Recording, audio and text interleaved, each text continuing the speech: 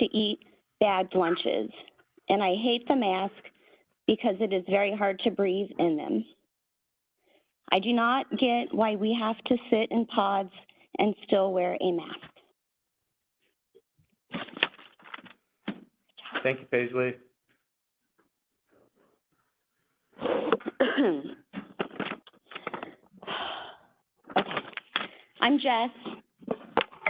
I feel it necessary to bring to the attention of the school board that Flathead High School is not upholding the legislative goals as cited in the Montana Code annotated, specifically MCA 20-1-102 number 5, which reads, legislative goals for public elementary and secondary schools. It is the goal of the legislature that Montana's public elementary and secondary school system, in cooperation with parents or guardians, create a learning environment for each student that, number 5, provides an in-depth understanding of the American political, social, and economic systems and the historical context from which they arose. Here's my example. From the moment our son was born, I could sense that he had a huge heart, filled with love, and would one day make a difference in this world. I will always stand up for him and guide him in his life journey. However, I never expected the conversation that took place a week ago. We were sitting at the dinner table talking about politics and how frightening it might become after the election. Our son proceeded to say that we need to believe in communism and how we don't understand the concept of it. He apparently learned this concept in his IB history class and further stated that communism was actually good. He spoke about abolishing the Constitution and making everyone equal. I reminded him that the Constitution was about equality and our rights to have separate beliefs, that changing it would cause chaos in America. He tried to argue that statement, so his dad asked him to recite the Constitution. He could not, and admitted that. He knew that you could speak if you wanted to, and he knew that you had a right to bear arms. It's alarming what the school is and is not teaching our children: to abolish the Constitution of America, but not fully educate students about what the Constitution reads, instead teaching that communism is the step in the right direction. According to Webster's dictionary, the definition of communism is a political theory derived from Karl Marx, advocating class war and leading to a society in which all property is publicly owned and each person works and is paid according to their abilities and needs. Scary thought. 30 seconds. In the past 2 months, I have met a variety of people who have since become my friends. Not all of us have the same political beliefs, but we all support defending not only our Constitution, but our constitutional rights. It is frightening to me that the school is trying to persuade our children to get rid of the very foundation that created America. Instead of brainwashing the kids to be sheep, let's focus on actually teaching them. Stop talking about masks and COVID-19 on a daily basis. This generation needs to learn the fundamentals that we were taught. And in closing, in regards to the school board meeting 2 weeks ago and the vote taken to not include public comments in the meeting minutes, according to the board policies and procedures, the section regarding minutes states, appropriate minutes of all meetings required to be open must be kept and must be available for inspection by the public. If an official, blah, blah, blah, because I know I'm out of time, but yep. It says, summary of discussion on all matters discussed, including those matters discussed during the public comment section, proposed, deliberated, or decided, and any record of votes taken, that those must be included in the meeting minutes. Thank you. Thank you.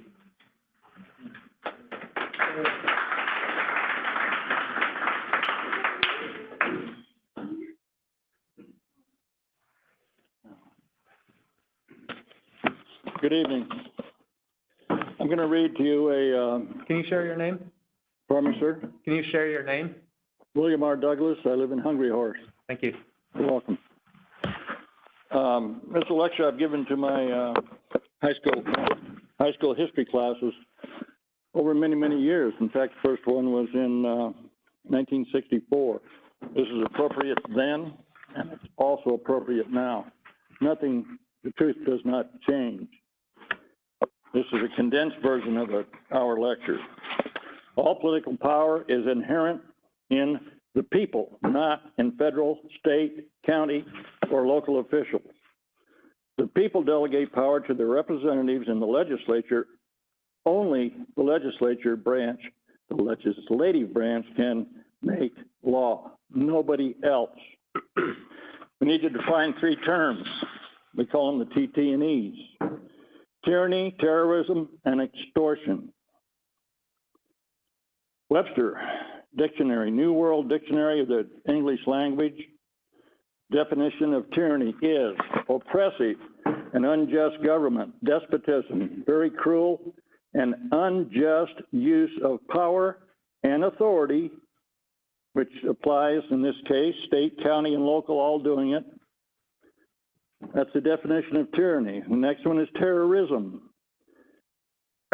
Terrorism, the act of terrorizing, use of force or threats to demoralize, intimidate, and subjugate, especially such use as a political weapon or policy. That would be COVID lockdown measures. Those are called punitive measures. Extortion, the act of extorting or getting something by threats, misuse of authority, etc. The legal offense committed by an official who extorts, period, extorts. I'd finish with a statement of truth. No one has ever complied their way out of tyranny. Never. And you never will. After tonight, I will not comply. Deo Vindice. Thank you, sir.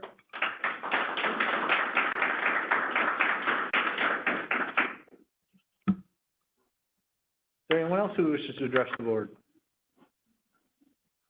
Hello, my name's Christine Bowles, and I'm here on behalf of everyone here and my son, who was a 10th grader here at Flathead High School. And he did start the beginning of the school year. We complied to the rules with the mask, and he started noticing his asthma was affected with wearing the mask. I did talk to the counselor asking to switch him over to remote learning, and they said there was no room for him. And I asked if a medical note would help, and they said no.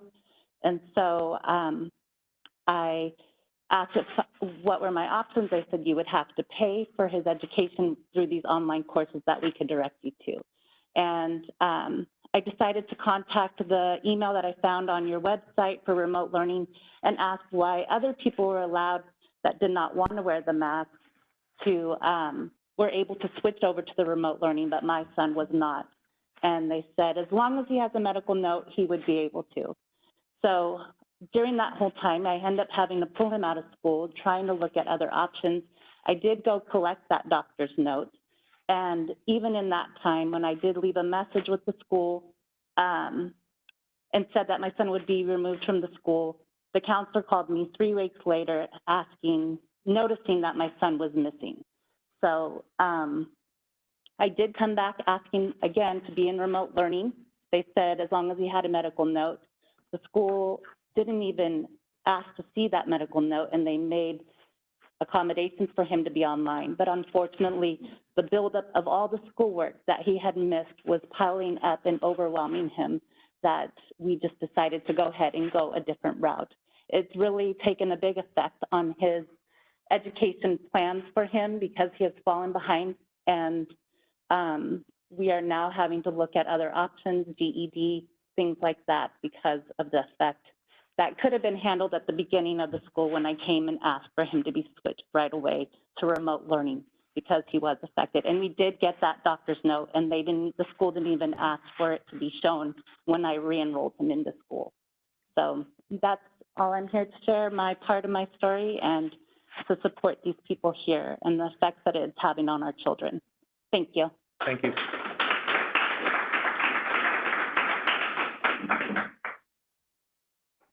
Hi, my name is Alexis Pandy, and I'm a senior here at Flat High School. And I would just like to share some of my experiences and observations that I've made regarding to the masks and the rules, especially the inconsistency with the rules here at Flat High School. I'd like to start with an experience that I witnessed with one of my classmates in my 7th period class. she went up to the teacher and was sharing that she had shortness of breath, she couldn't breathe, but before she could really get that sentence out, she had to run to the supply closet, and you could hear her struggling to breathe and hyperventilating, and it ended up being an asthma attack, which may or may not have been mask-induced, but I really do think that us having to wear masks all this, like, during school for that period of time could have affected that. I would also like to share that in another one of my classes, I was permitted to go outside if I needed to breathe. My teacher was constantly asking me to put my mask over my nose, and I do have a doctor's note that the school has ignored. And I have emails between my mom and that teacher saying that I could go out and take a breather if I needed to. And about a week later, I was doing work independently outside in the tables, and there was nobody in that area. The rest of the class was inside. And I took off my mask to do my work, and she came out and said that I had to wear my mask even if I was outside. And I just think that it's completely inconsistent, and she contradicted herself, told me I could do one thing, and then said I couldn't do it, and like a week later. And then I'd also like to share that the masks have caused me to have bad acne. I've always had clear skin, and you can see on this cheek it's starting to become cystic, which is very frustrating. I've experienced a lot of headaches and fatigue. When I get home from school, I instantly want to go to bed because I'm so tired. And then I just wanted to share that I think that we should have a choice to wear one or not. At the very beginning of the year, especially, we were preached at almost every single day for about a week and a half that these masks work, they're great, we need to wear them at all times. But my observation is if they work so well, why does it matter if someone else doesn't wear them, if that makes sense? And I was given a reasonable accommodation for the first 2 periods of my day. And some of my friends shared with me that they did not want to wear the mask, they did not like it, they wanted to switch over to remote learning, and they were told by all their counselors that there's no room, which does not make sense to me because the entire school was remote 4th quarter, and all of our teachers are required and continue to put all of our material in Google Classroom for every day, which I have used when I missed school because I'm sick or I was not there. 20 seconds. And I understand that it's a liability thing, but you cannot prevent the spread of COVID outside of school. We're all outside, like during lunch, we all take off our masks, we're in our cars. You can't make it so that we aren't together outside of school. So I just think that it should be a choice. It's our bodies, so it should be our choice. Thank you.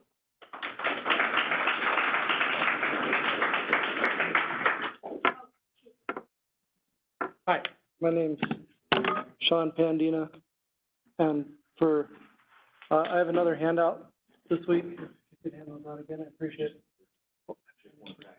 Yeah. So for purposes of this handout, I'm actually going to do a demonstration here on carbon dioxide.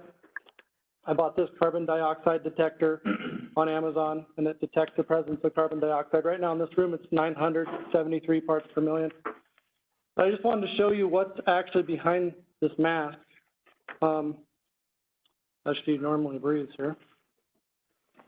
And if you look on your handout, it shows the carbon dioxide concentration levels as far as the danger zone goes.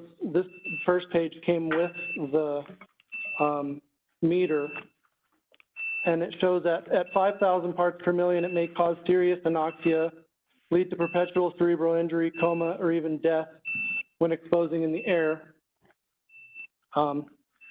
We have now reached a level of almost 5,000, 5,735. I'm going to keep this going. It's at 6,860 right now. 8,900 or 8,195, 9,425. And this meter pegs out at 10,000. I'd like you to notice that it's pegged out at 10,000 parts per million. And this handout I gave you, it shows that above 5,000, thank you, Alexis, above 5,000 parts per million is dangerous. But that's just what came with the meter, right?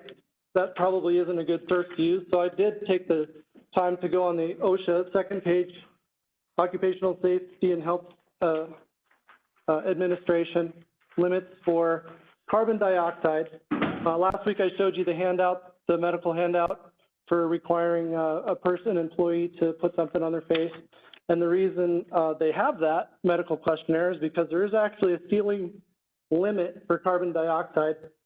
And I looked it up right there. I highlighted it in yellow. 5,000 parts per million is the ceiling limit that OSHA recommends anyone be exposed to carbon dioxide level-wise, or else it's a health risk. So this does verify the first page of the documentation.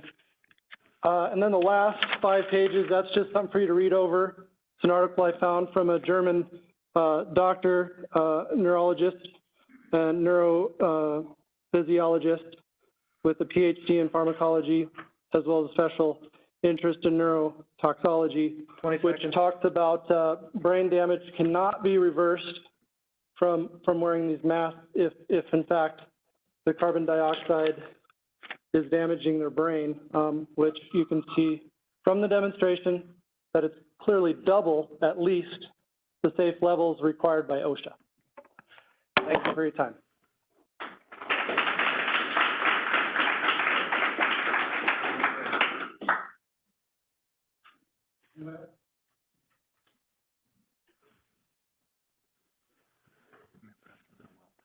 Hello, my name is Mandy Jackman. I'd actually came here to speak about something else, but some of these guys have already covered it. So I'd like to speak about the damages of our children not being in school if they can't wear the mask. My son suffers from depression. He benefits greatly from going to school and being in the programs that they offer him. He goes to Linderman, so those are programs he can't really get at the other high schools. He has major anxiety without having to wear the mask, but he often has headaches, can't breathe, and struggles with going back to school for just that reason. When he's not in school and he misses that time with his classmates, it makes his depression worse.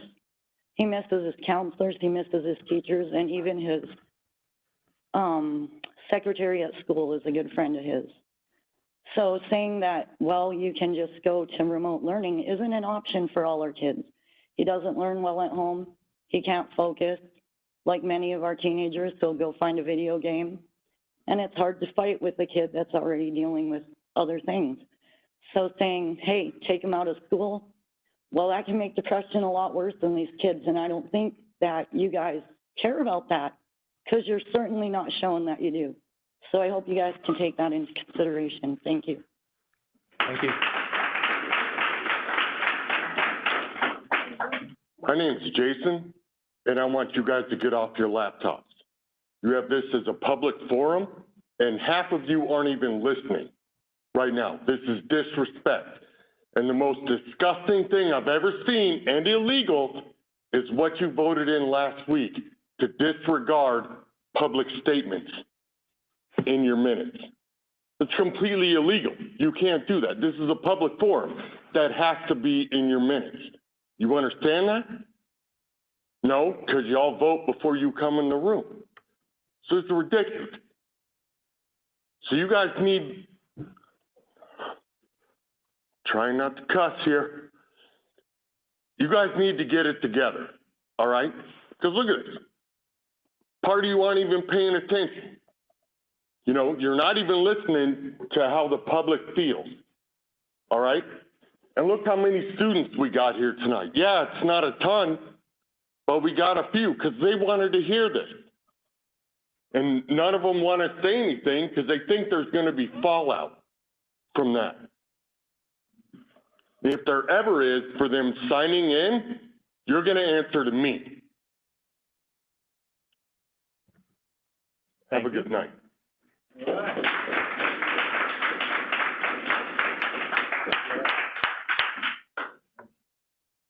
So I feel like I need to offer a point of clarification. We did not vote down entering public comment into the public record. That wasn't the vote. If that was the understanding, that is incorrect. What we said was that it is not appropriate to have running commentary online, and those will not be entered into the public, into the record. There's a time and place for public comment, and we include that in our minutes. But there's not time and place for running comments or snarky comments to be added into our public record. So there is a clarification there. Would anyone else like to address the Board of Trustees?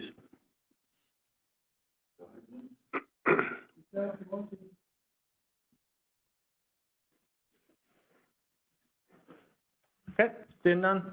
I appreciate you all coming and sharing your viewpoints. It is a tough situation, and I know students are struggling. It's a tough situation. But I also know students would struggle when we went remote past spring. And I think our board firmly believes that it's a challenge. And that the more we have kids in school, the better. And this is washing our hands, watching our distance, and wearing masks make a difference. New business, enrollment projections. Yeah. So it is my pleasure to introduce Drs. Michael Severino and Dr. Charles Tatterba. And these are a couple of professors at Flathead Valley Community College. And they did some work with me last spring analyzing our data from our Ascent program. And I was really impressed with everything that they did. And I said, hey, would you guys like to analyze enrollment projections? And, you know, my background in statistical methodology is not real high. So I asked if they would come and share their information. And I think this is going to lead into a larger discussion for the board moving into the future and looking at our long-range facility plan and our strategic plan. And I think it's a really good piece of information for us to have as we start considering things for the future. So I will turn it over to you gentlemen, and welcome. And Mr. Hill, is that? That looks like the report. That's the report. That's the full report. I believe that Mike said. Did I just send you from Mike 719? Okay, so I need to get on my email then? Yeah. Okay. So for just a moment, I'm going to do a mute on the screen just so Mr. Langer's emails are. Oh, that's a good idea. How's that? How's that? You're still showing to the public. Stop presenting. Or stop sharing. So go ahead, I think I have. You got it. All right. So if I. There we go. Karen? Oh, I read it twice and I still don't understand it. But the graphs were awesome. Is that the camera? Understood the graph. Understood the lines going up. I feel like such a child now, like, okay, is that the camera that's pointed on us? Yeah, wait. Is there any way we can point it on there? Okay, it's really, I think it'll make a difference to people at home. Thank you so much. Maybe scroll down to the next slide and see if people can read it, and if people can read what's on the next slide. I think if you hit that plus, it'll make it the whole thing. Yeah, at the bottom. Over at the bottom. Yeah. Oh, yeah, I'll go big here. There you go. Yeah, go big. All right. Okay, everybody, can we start again? Yeah. All right, so we good to go?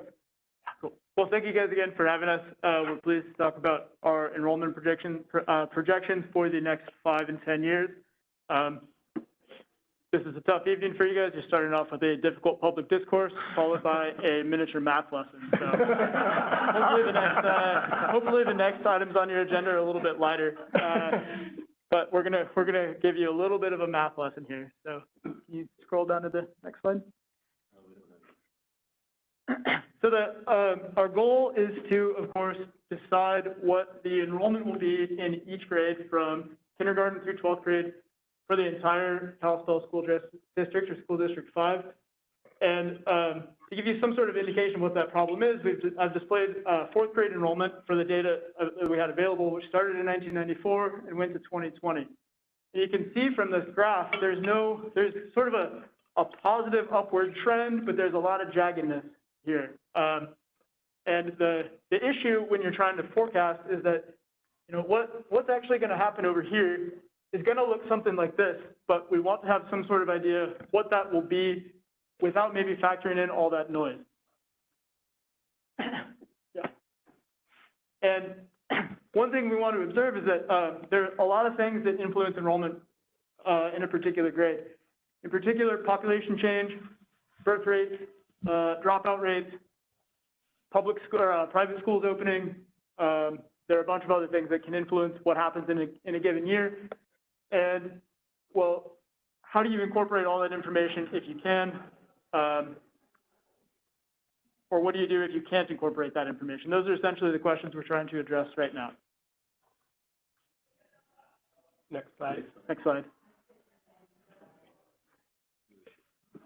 So one of the things I want to point out is that if we had perfect information and a perfect understanding of the influence of all of those factors that we just mentioned on a model, we could generate fantastic forecasts. We could, in fact, generate perfect forecasts. But in reality, it's really, really hard to get perfect information, and it's almost impossible to have a complete understanding of how all of these factors fit together. And when you combine poor models, or poor information and a poor model, you can actually get a much worse model. So as an example of that, you can think about the 2008 financial crisis. That was, in some sense, predicated upon people that were overconfident in a really, really bad model. So one of the things that we want to address is that, well, if our data is bad, we should have models that give us some idea what enrollment should be, even though we don't have perfect information. Next slide. And we did a lot of data mining and tried to find information. It ended up being pretty non-robust. So at the end of the day, we decided to generate two different models that both rely on a relatively minimal amount of information. One of these will be a sort of static model, and one of these will be a more dynamic model. And Mike here will tell you about our first model. You can go to the next slide. Thank you. So the first model is really, we call it the SLR model, simple linear regression. It's all it is looking at the time, like that data that we had for previously. All we have is years into the future from 94, and you're trying to fit the best line to that. Now, it just minimized some distance, which makes it the best fit for what was there.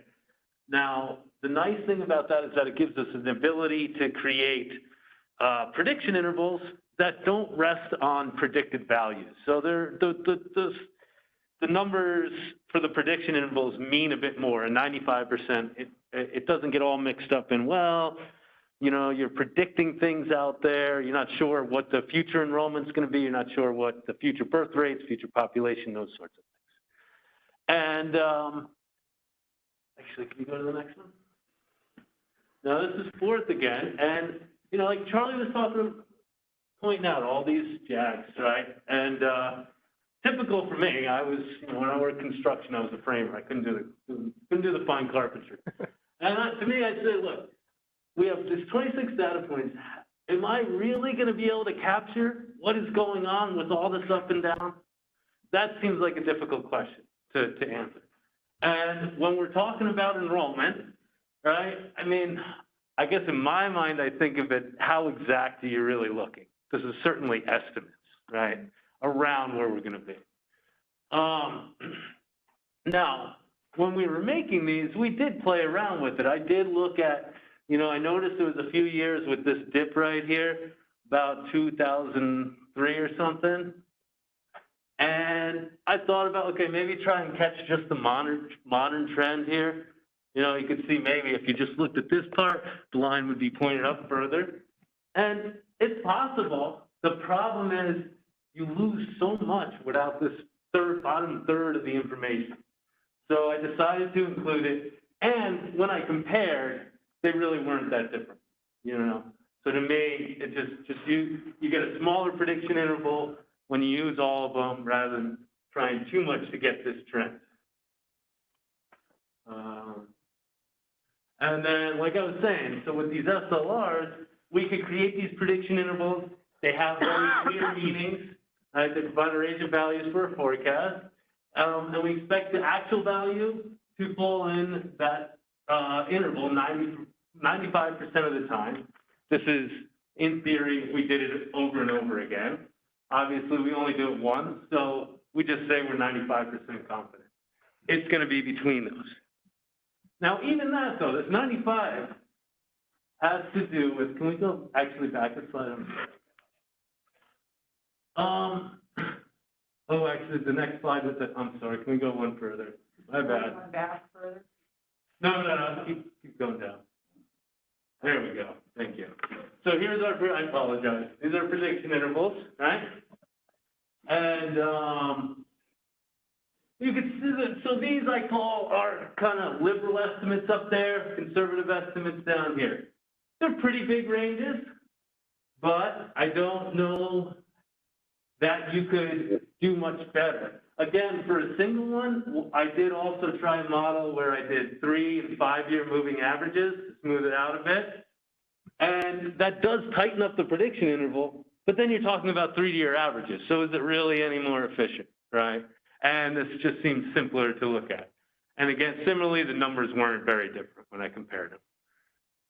But you do got to remember is all of this is extrapolation. All that 95% confidence is that this basically stays the same, right?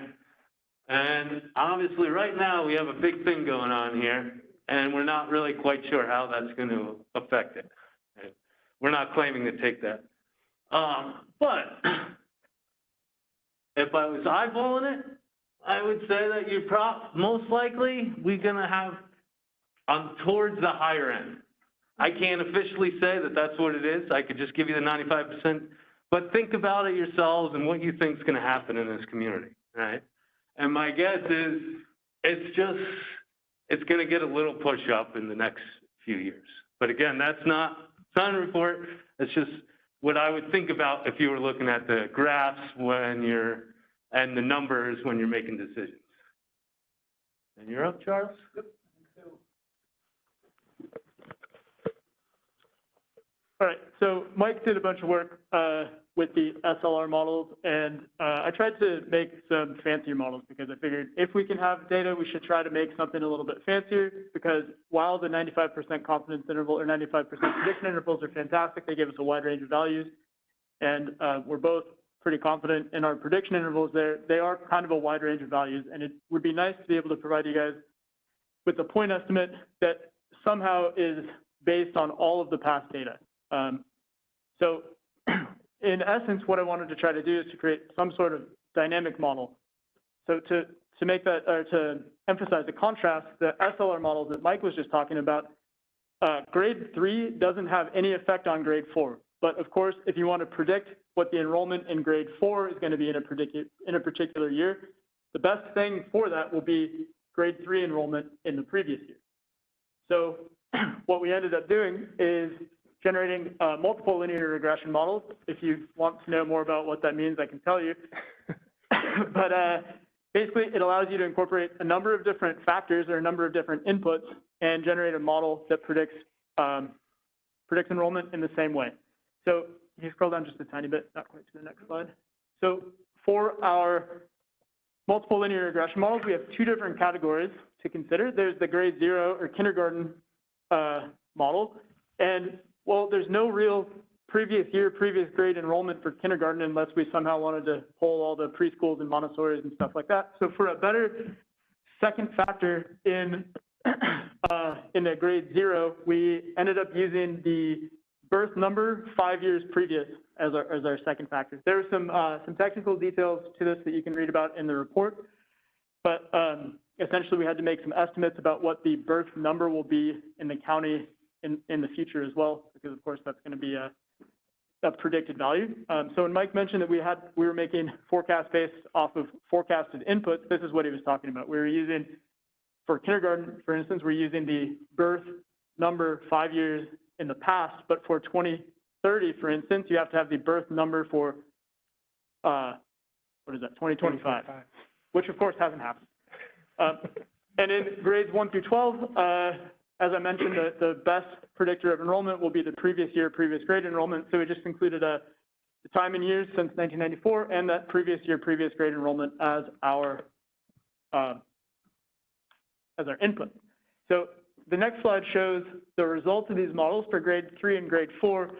And what I wanted to point out is that, well, first off, there's no surprise that this model actually matches the jaggedness quite a bit better. That's really coming from the fact that grade 3 is taking into account grade 2 information, grade 2 is taking into account grade 1, and here we can really see the effect of grade 4 taking into account grade 3. So there's this big spike that looks to be in about 2016 in grade 3, and of course, that should be accounted for in the 2017 estimate for grade 4. And that's exactly what this red spike here is in grade 4. Notice that after that big spike, there's a dip and then some jaggedness. That's all essentially shifted one bit forward over here. And so each of these models have that, each of these red models or MLR models have that previous year, previous grade accounted for. Okay, let's go to the next slide. So one of the advantages to this is that a lot of our forecasts end up being sort of rooted in actual data. So in this picture of a spreadsheet here, so the actual enrollment values for 2020 are given in the left column. And when I say rooted, an orange prediction is rooted in data, what I mean is that somewhere back down the line, we made an estimate using our model from raw data. So to go from kindergarten 2020 to first grade 2021, this uses this information. And similarly, if you trace down the diagonal here, if you go from 2020 and trace all the way down this diagonal, it'll take you to 10th grade 2030. This 10th grade 2030 number is somehow still rooted to the kindergarten 2020 number, and similarly for all of the orange ones. So our thought is that by having forecasts that are rooted to the raw data, it'll provide us with a slightly better point estimate. And now we also have all of these blue cells in this spreadsheet, and those blue and the blue cells are all our forecasted values that are not necessarily rooted in raw data. They're actually they're forecasts generated off of forecasted input. So of course for kindergarten, all of the forecasts are going to have to be based on, or since we're using the birth number has to be forecast as well. So one of our inputs is forecast. That has a downside in that if there's any error in our forecast for birth number, that error is going to propagate down these columns as well. So there's going to be a little bit more uncertainty for the blue ones than there is going to be for the orange ones. However, if we can feel confident in our top blue row, we should feel confident in the rest of the predictions as well. Go to the next slide.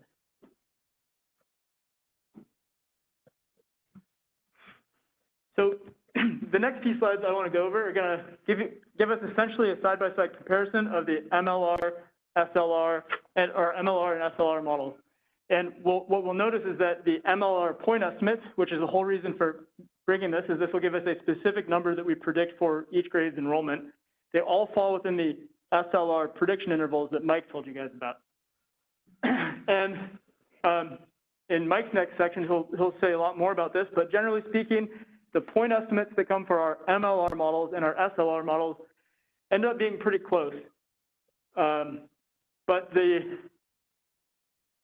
how you can use each point estimate for budgetary and spatial planning that's sort of up to you guys. That's beyond our expertise. You guys get to figure out how to use this information. But we do want to emphasize that we like the MLR models for point estimates, especially for the orange numbers, because those are actually rooted to the raw data that we have. All right, so here are all of our models along with our SLR prediction intervals for kindergarten. And notice that this doesn't match the spikiness quite as well as the last one. That's because the data that we had for birth number was kind of bad, and we had to do some retroactive forecasting for the values over here. Notice that it straightens out there, and then it starts matching pretty well, and then it kind of flattens out again. And you might be slightly surprised by the gentle taper. So the kindergarten enrollment is still growing as we proceed into the future, but it's maybe not growing as fast as you think, or it's not growing quite as quickly as the SLR estimate provides for us. And the reason for that is that if you look at the birth rate in terms of number of births per 1,000 people, in Flathead County that's been on a slow decline over the last, 15 or 20 years. And so what this is saying is if that birth rate steadily declines, even with the population growth, that will tamp the growth of kindergarten enrollment a little bit. So it's important to keep this in mind when we look at forecasts for the rest of the grades, is that especially the later years, they will be based on this damped kindergarten enrollment prediction. That seems reasonable if you think about balancing the growing population with a declining birth rate. That'll essentially mean that the number of new births is staying relatively constant or just growing at a slower rate than you might expect. All right. Next slide, please. Oh, sorry. They all start looking kind of the same. I wanted to show all of our models for fourth grade just because, well, we talked about fourth grade for the MLR and the SLR. So here they are. And we see that when they're all factored together, the MLR and SLR estimates are actually pretty close. And this trend will continue. Sometimes the the red line will be above the blue line. Sometimes the blue line will be above the red line. It sort of just depends on the year, or depends on the year and the grade a little bit.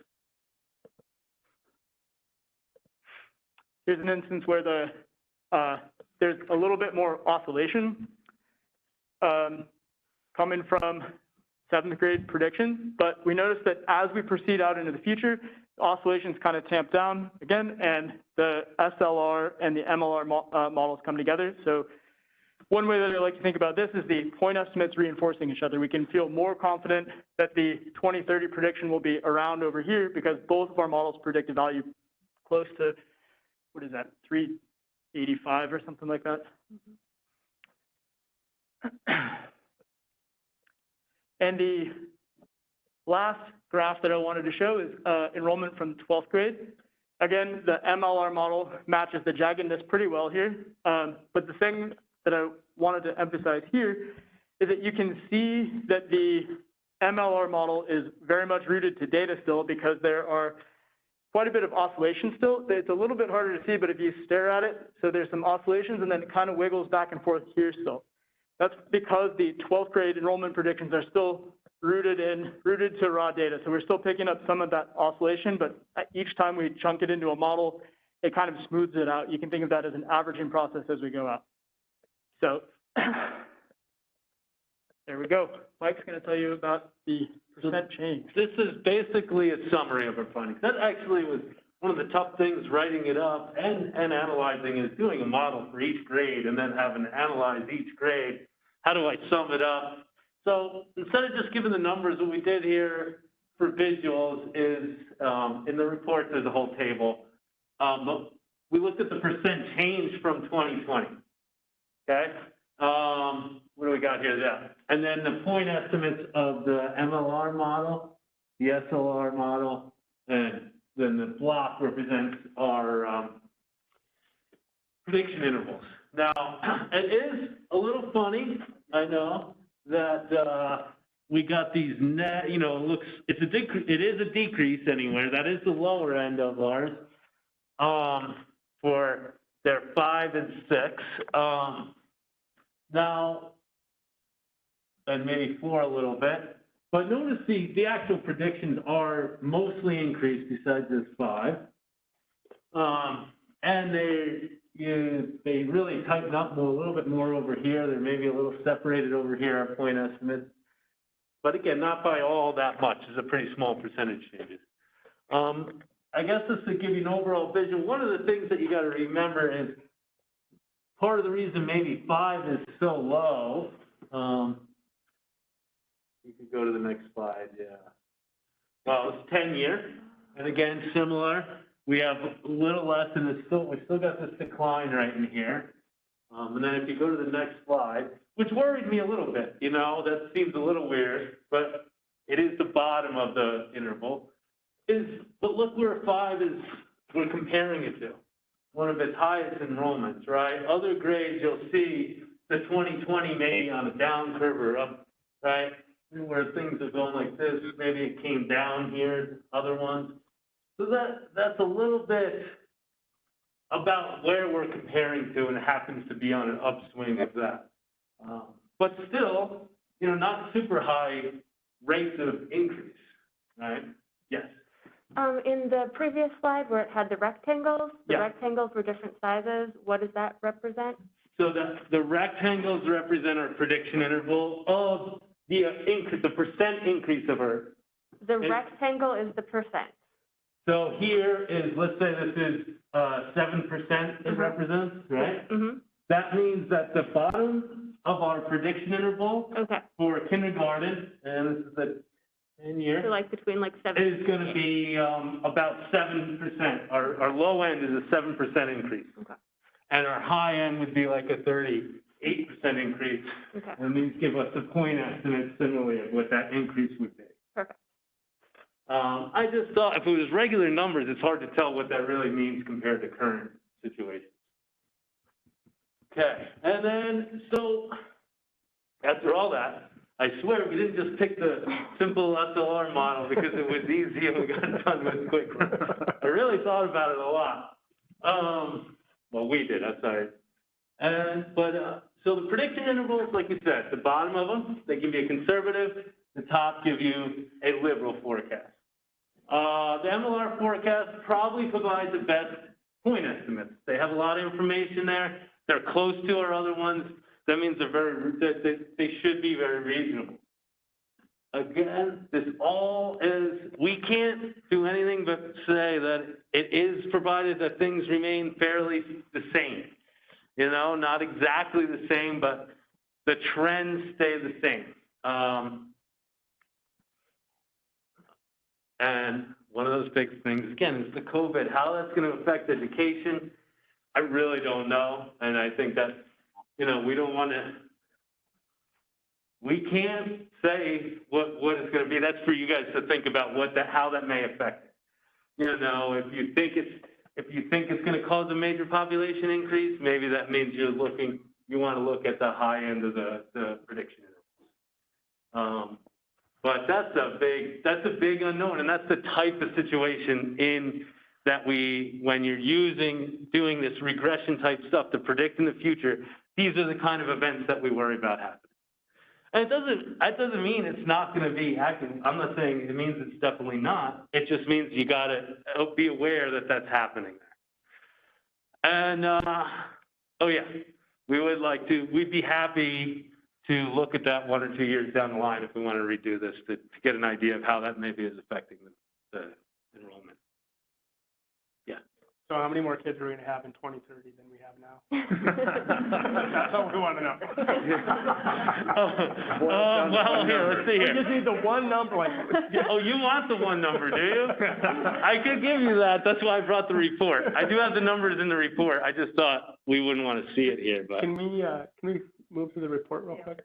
Before we do that, could, you explain me just a little bit more what the numbers, the vertical numbers mean here? I get the grade level, but what was the vertical number again? The actual Oh, enrollment. yeah, in this table, the green numbers are the actual enrollment in 2020. So we had 666 students enrolled in 12th grade this year in the district. And so similarly, what we're predicting here is for there to be actually a very, very slight decrease, where you can think of the enrollment for 12th grade is essentially staying about stable in 2025, where we estimated about 676. Oh, sorry, that's not a decrease, that's an increase by 10, but it's not that big of an increase. Mm-hmm. Maybe that's one possible benefit. But it might seem a little bit weird that the MLR predicts a gradual decline in 12th grade enrollment, especially because, as Mike was saying, we're experiencing this huge population boom. But if we think back to the picture of the kindergarten enrollment that we saw earlier, we could actually scroll back up and look at it. But there's a spike in kindergarten enrollment, and then between, I think, like 2015 and 2020, that enrollment dropped down. And so what we're seeing here is that, well, there's going to be some sort of spike and then kind of a drop down corresponding to that kindergarten enrollment. That's one of the advantages of using this dynamic model, is that we can see that drop in kindergarten enrollment trickling all the way through the model. That's what what I thought. I just wanted to make sure that that's what. Yeah, me too. I also had a question. Yeah. When looking at the raw data, it looked to me like pre-2003 or so, there was a downward trend, and then it moved up. Do we know what the major factors were to that switch in that trend? Yeah, it looks like it was moving down, and then it started, moving essentially up. Do we know, like, if that was birth rate or population value, or do we know what that is? No, it's hard to tell. I mean, because honestly, not all the grades do it, right? So when you're thinking about what affects things like this, right? It could be construction data, right? But which families moving in, what grades are the kids in? Which years do you attach that data to, right? Which enrollment years? So here, yeah, maybe there's something that affected grade 3. I wish I had a picture of all of them, but not all of them have this dip here. It's happening in the kindergarten, which to me is your base level. But the kindergarten looks like a steady downward, the first graph we saw, the kindergarten looks like a steady downward trend, until, again, 2003 or something there. No, not yet, probably not. Yeah, going the wrong direction. Yeah, that one's fine. That was fourth grade, so we keep going. The way. Anyway, but we don't know if something. No,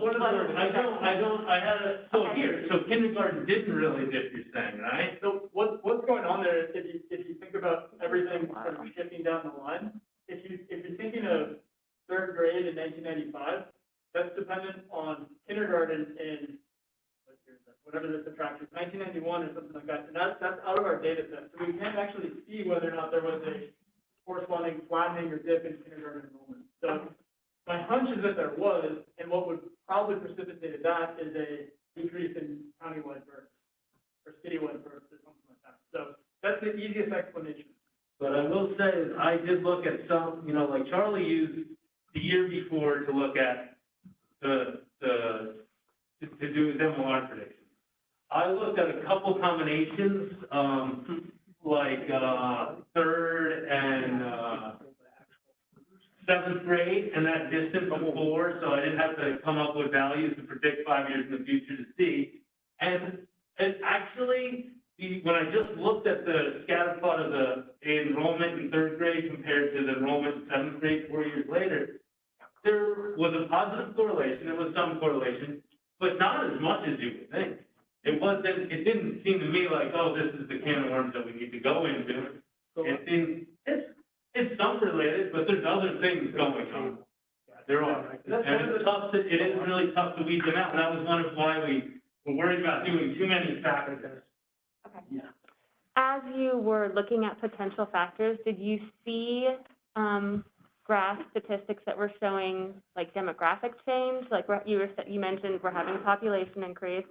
Are you familiar with what the numbers look like for our demographics at all? Like, is that something you saw when you were deciding what data to use? It was really hard to find demographic information for the city that was substantial enough to actually use in a meaningful way. Okay. So we did, I played around with a bunch of different factors for the MLR estimate, even just including population, ended up throwing things kind of out of whack. By out of whack, I mean, it started to give us really, really wild forecasts. For instance, the kindergarten is way, way outside of the 95% confidence. Just by including Kalispell population. And of course, we only get true population count once every 10 years, and anything in between is going to be some sort of estimate as well. So I guess this year would be a good year to get demographics because we could get the demographics from this year's census, and we could make some sort of estimates about how that's going to change through time in the next 20 years. But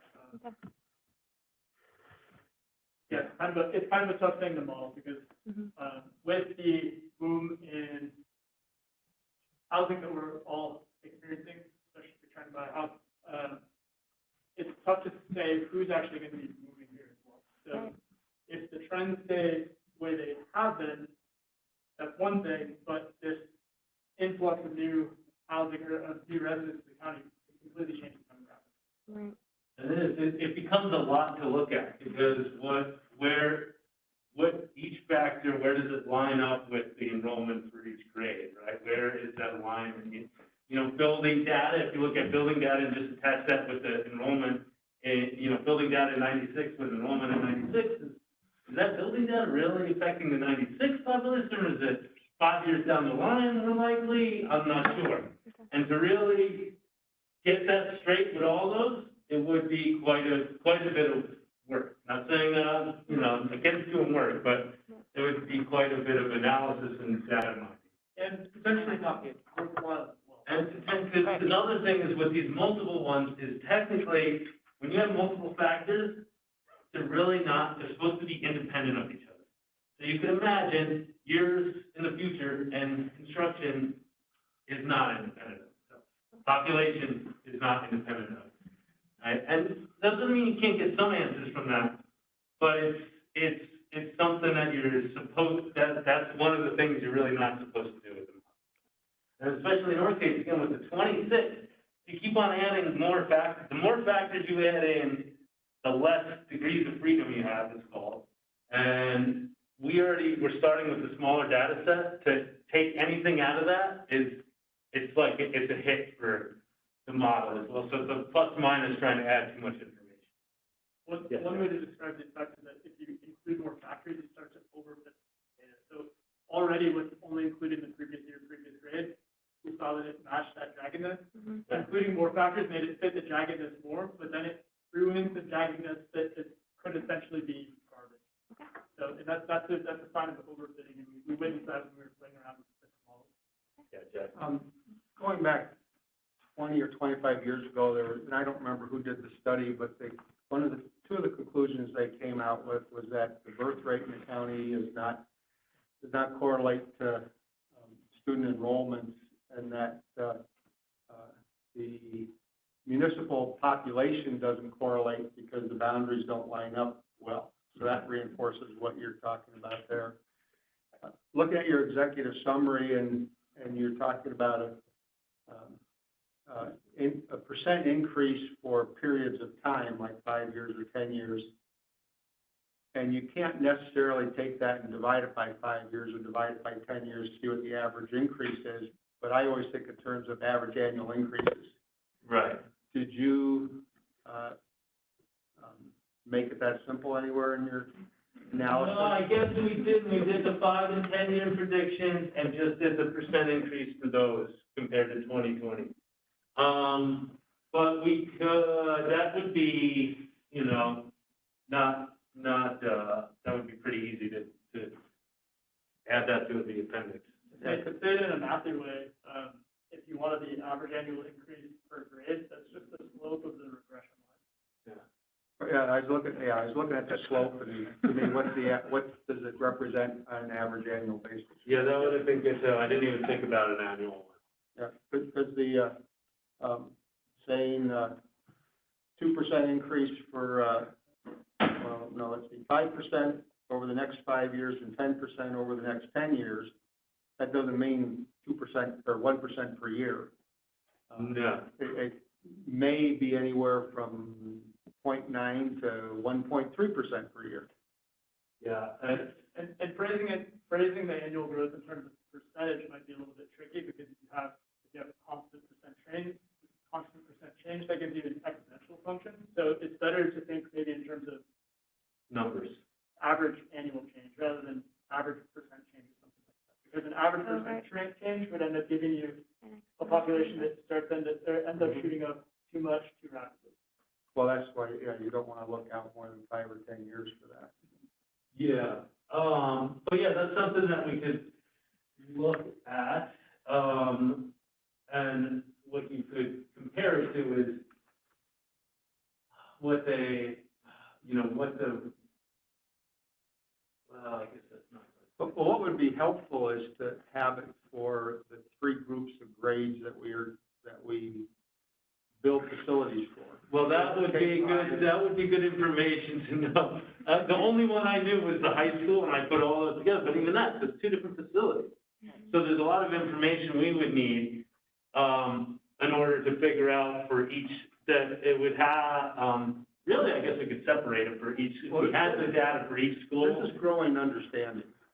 What's that? This is growing understanding. Yeah. I But- think but that You could do it for like K5, 6, 7, and 8, and then 9, 12, if there's any way to, and this is for future consideration, not Well- necessarily for right now, but that's the models that we have. Right. It'd be really easy to give you those totals.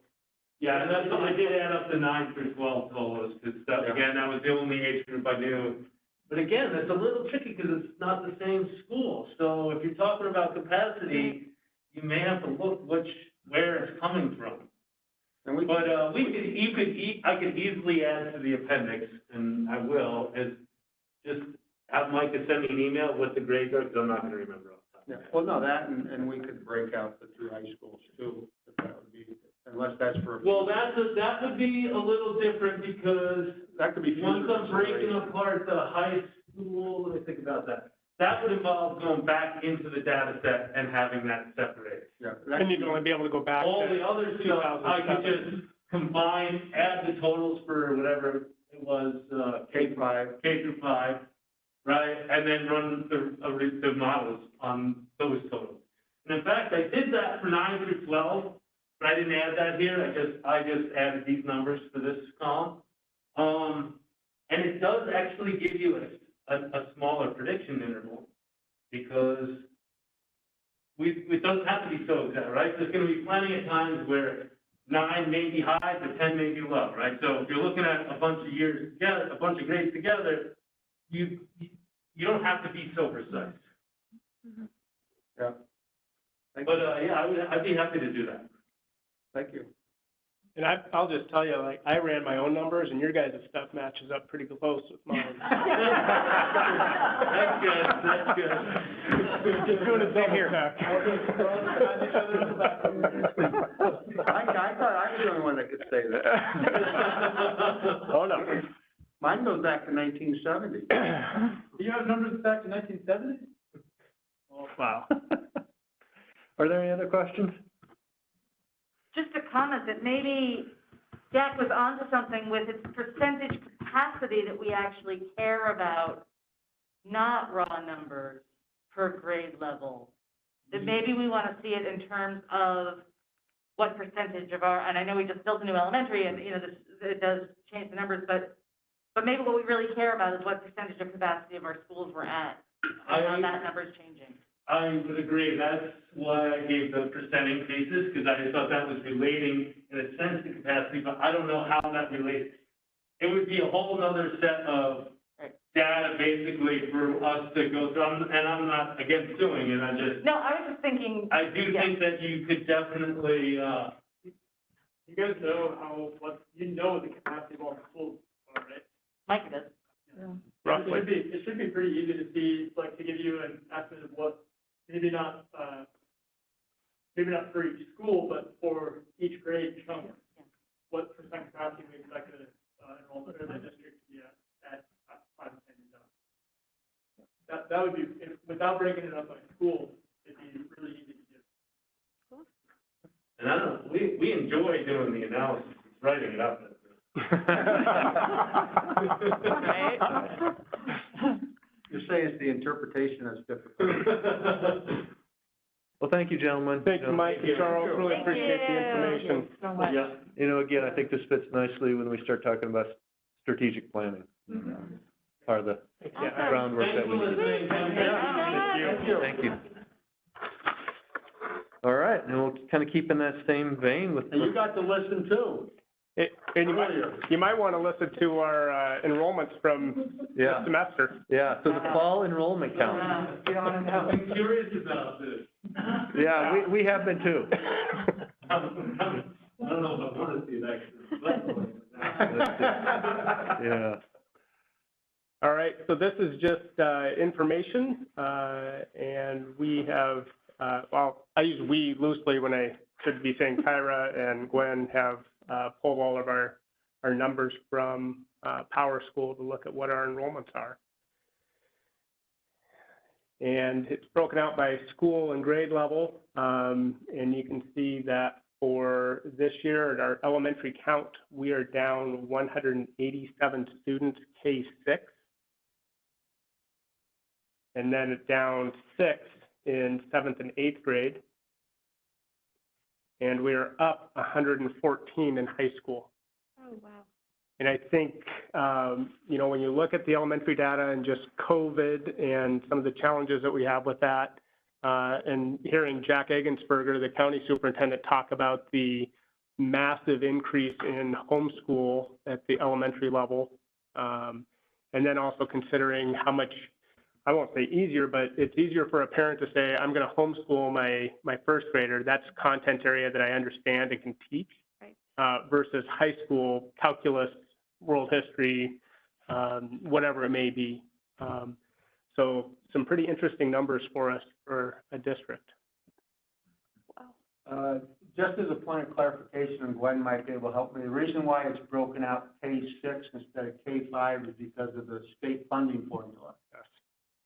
So that's not, but 6, 7, and 8 are all at KMS, and K-5 are in the 6 elementary schools. So even though you might see a chart like this, don't confuse it with what we'd be requesting, because it's a different type of, there's a formula on how we get funded for those students. I see. And would you want it broken up that way too? So one's for building and one's for funding projections? Oh, you're making us think too hard. Okay. We're like, no, I think capacity. Capacity. Building, yeah. Yeah.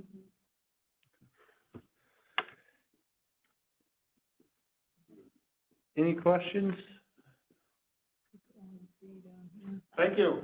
Thanks. Thanks, guys. Thank you. So, Micah, I guess my question would be, you had mentioned Jack, whose last name I always say wrong. Say it again for me. The county. Jack Egensberger. Egensberger. He had said there was a massive increase in homeschooling. Is there any kind of feel for, like, our parents basically saying, like, just to get through COVID, or do we have any idea, or that's all just kind of guessing at this point? I think it would be guessing, Okay. but I would also think that over time, parents are going to want to have their students return. I think what's really hard to parse out in this data is the difference between, you know, so 187 K-6, but if they had 400 students increase at the elementary level, that doesn't capture all of that. And again, you're looking at countywide data, so you're also looking at West Valley, Evergreen, right.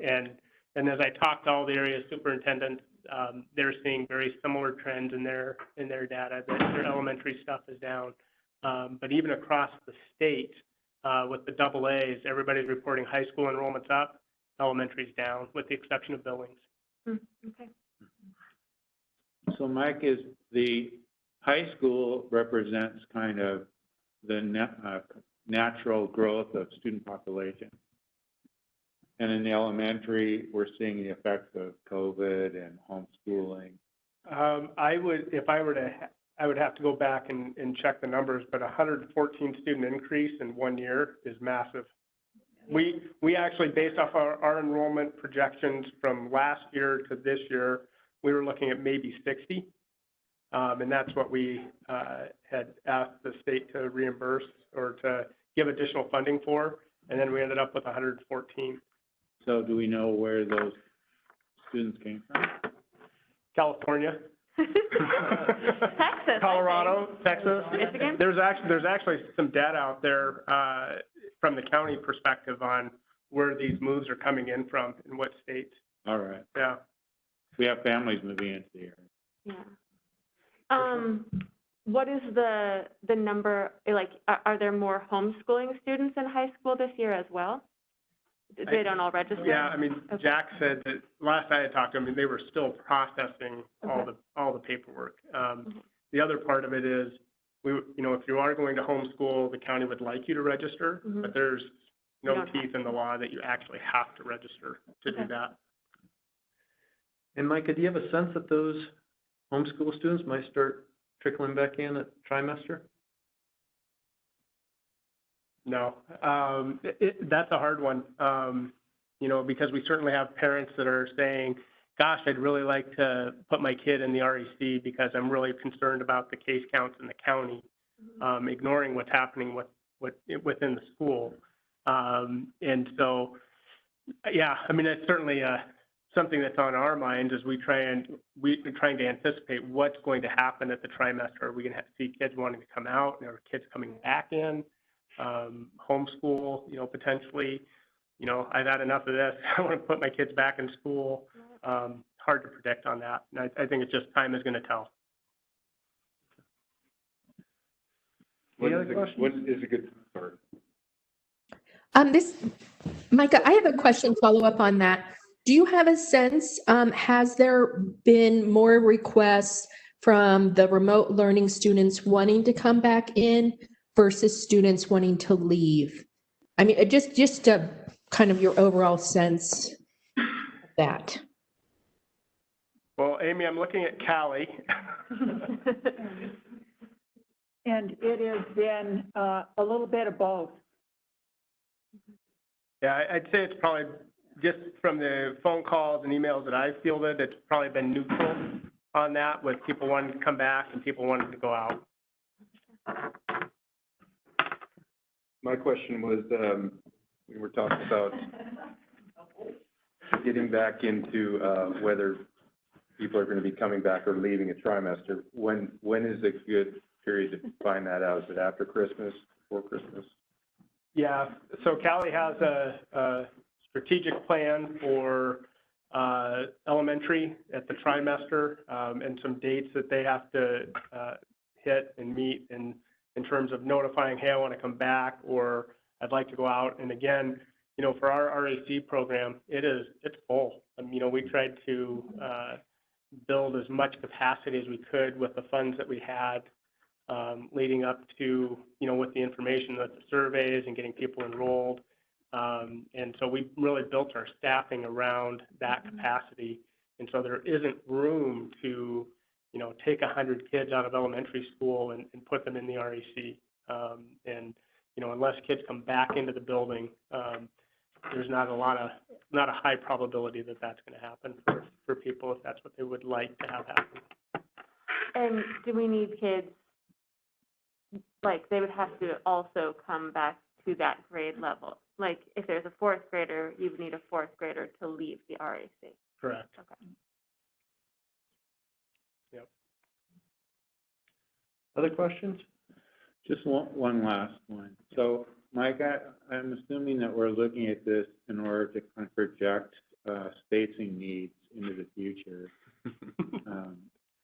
When do we actually have to start addressing that? I mean, after this study, is it like 6 months of looking at the numbers, and then we'll know that we're going to need another high school or another elementary school? Yeah, I think having those numbers initially gives us a starting off point. If you go into that full report and you look at those intervals, the low end of the interval for fifth grade was 286 students, and the high end was 400 for one grade level. So that's a pretty substantial increase, both in space and in staffing, and then the correlating budget to go with that. And so it's kind of it's a tricky situation because, we're 95% confident that it's going to be, here at the middle. But then we're also, it's hard to predict what that'll actually look like. But, as I looked at those graphs and charts and you looked at over a 20-year period, we grew. And the prediction is we're going to continue to grow. It may be at some grade levels, it's going to be a little lower, some it's going to be higher. We deal with that fluctuation right now without any of those predictions. And so we have to manage and adjust that. But I think, Will, for the board, what's important is that that's a starting off point for the conversation around what are we going to be looking at as a district, and looking at those numbers. And if I can get those projections from Charles and Mike on, those grade level bands, K5, 6, 8, and 9, 12, that will help us. But it's also looking at the capacity that we have in the buildings currently as well. Mm-hmm. That was my question. How many, say, K5 students do we have room for in the district? 187. That's what,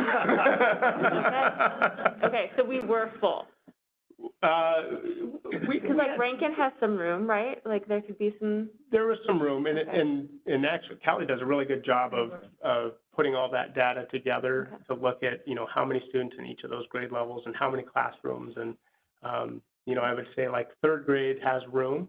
So if people have third graders they want to bring to us, that'd be great. But our kindergartens are full. Okay. And so, making that adjustment, on a year-to-year basis, it might be you're teaching third grade this year, but next year you're going to be teaching kindergarten or, something like that. So in my assistant superintendent update from yesterday, I had a section in there on placement in elementary schools, and I referred to the spreadsheets that we use that have formulas tied in there. And that's one of the things, Ursula, that we have is we have building capacity, physical capacity for each school. And then sometimes that doesn't give a real good indication of how many students should actually be in there. And so we have a different type of capacity in there, and we track the percentages. So we can actually see that, for example, Rankin is 95% of capacity. Okay. And we've been doing that for a couple of years, Bill. Yeah. I think, and it's worked wonderfully because we never quite knew, and this was before I came on board, it was just kind of like, oh, we don't know, but there's nothing better than a good chart to spell out. Here's what it is. I agree. So, Jack? Going back to Will's comment, the one thing that most of you are new, and I don't think you know for sure what the elementary boundaries are compared to the municipal boundaries where the growth is occurring, and the two other districts that will be having growth in is Lakeside, Summers, and West Valley. So we may see a lot of growth, but it's really in those districts and not in the Kalispell Elementary. The only real direction Kalispell Elementary has to grow is north. And that's why we own the property up at Rose Crossing and Whitefish Stage Road. So the analysis of growth, the analysis of school capacity is contingent upon where is the growth occurring. And if it's occurring west and south, we don't have to worry about it. But how to separate that out from all the analysis that's going on is a separate step by itself. Except at the high school level. All right. Those kids will come to high school. Yeah. Kelly? Am I correct in assuming that the middle school is where we're going to have the biggest problem? Just numbers, 6 elementaries, 1 middle school, 2 high schools. And KMS has been at or over capacity for a couple of years now, and we're seeing increase. So am I correct in assuming that the middle school is where the first concern, or am I just crazy on that? Mike, did you want to take that? Yeah. The middle school is large. But when we added that 6th grade wing, that certainly increased the capacity for that building. And capacity sometimes is driven by the number of classrooms you have and the number of teachers and the amount of FTE it takes to serve a certain group of students. And I would just, I think it's part of the conversation, Rebecca, of, and if we did, let's just say we're going to do a set 2 middle schools, now you've got a building that has a capacity of 1,200 and you've only got 600 in it. So what do? Do you make that 6th grade wing an early K center, or do you do something? So I think there's a lot of creativity in what we can do as a board, and just looking long term for where that need is. I think the other thing, Rebecca, why we kind of look at each other is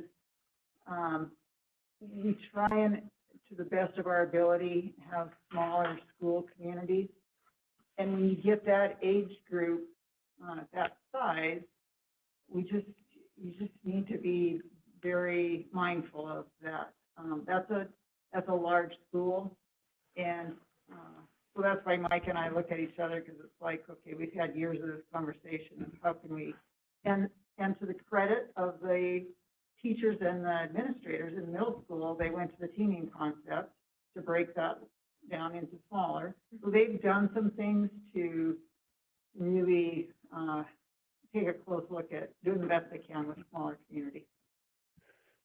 And when we talk about facilities in the coming year, that will be a big part of our conversation because there's a lot to that, you know. I think of the importance of that, you know. I know our kids have gone there and then half their friends go to Glacier, half the kids go to Flathead, and that would be missed if we have two middle schools.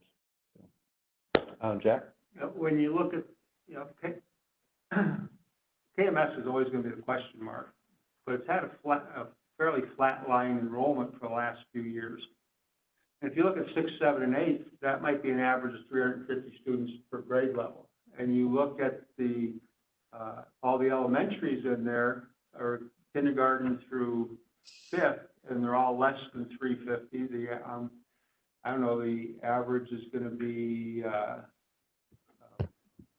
310 maybe at the most, or maybe just 300. We'll pick that number there. So the difference is some of the partner districts that will send the students there, but we have control over which ones we accept people from in order to control the population of KMS. And then you look at the high school levels there, and those are, you know, the partner districts plus the Kalispell Elementary. But looking at the enrollment that exists right there, I don't see any anomalies there that create a big concern about how to address KMS at this point in time. That doesn't mean it won't come up, but when I look at those numbers there, plus what can come in from the rural partner districts that we already have agreements with, it's not overpopulating KMS any more than what it is right now. I mean, my question is sort of coming from last year my child was at KMS, and we were getting frequent emails about, you know, being over full and that the kids couldn't have the specials they wanted because of it, and that they were doubling up on specials in the ways they hadn't done before because they had a serious overpopulation problem. But maybe I just misunderstood what they were saying. So, that could be something we could put on the board curriculum agenda. Okay, sorry. Yeah. But there's two different things. There's the physical building capacity, and then there's the capacity to deliver coursework, and that is tied to FTE. And so those are two separate issues. You could have a huge spacious building and still not be able to support the electives in the manner that they'd like because they don't have the FTE to do it. So, yeah. And that's our funding problem. Yeah. Separate from capacity. Physical capacity, staffing capacity. Is the E educator or employee on FTE? Full-time equivalent. Equivalent, okay. Yeah, we're just equivalent. Okay. You're not educators or employees, you're just a number. We're just a number. Well, thank you for all that. More to come on that, but let's keep moving forward on the personnel action items. I'm leaving in half an hour. Because Jack's leaving in half an hour. All right. We don't need them So for a we forum. are down. So personnel action Right, items. this one? Yep. Okay. And these are action items. We have the list of hires, resignations, terminations, both certified and classified. Would anyone care to make a motion to approve those? I did have one question, if we can have discussion. First we move, right? And then we. Is a personnel? I'll make a motion. Okay, thank you. That we approve the personnel action items as presented. Further discussion? I guess I just wanted to bring up the question of, do we need to staff basketball coaches, 3 basketball coaches at KMS, that with the possible COVID issues, do we need 3 or would 2? I mean, I know that that's standard and that we're replacing people who've lost, but do we need that much at this particular year? They are already working. Yeah. It sounds like a yes. The season started October 19th. So, And what I'd say, Rebecca, is it was pretty cool when you came in tonight. I mean, they had both volleyball games going at the high school. Kids are participating in activities. I'm assuming that's carrying on. I can't imagine administration, KMS administration coming forward with something that they wouldn't need. If they didn't have the student interest there, they'd be coming with two people instead of three. That's the assumption I work on. And that is correct. They match their number of coaches with the number of kids, and there's years that they don't use all the positions. They know they have sign up. Do we need all of our coaches, or could we use fewer? And they do fluctuate from year to year. Not necessarily just basketball, but across all of the sports. They do fluctuate. If they don't need to use a stipend, they don't use it. Any other discussion? All in favor, please say aye. Aye.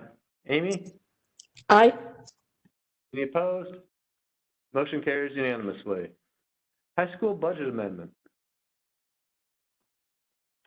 We have the Oh, I'm additional sorry. FTE request. We'll get to the FTE request first. Mike, did you say? Yes. Okay, so, I put you as the presenter. Yes, it was.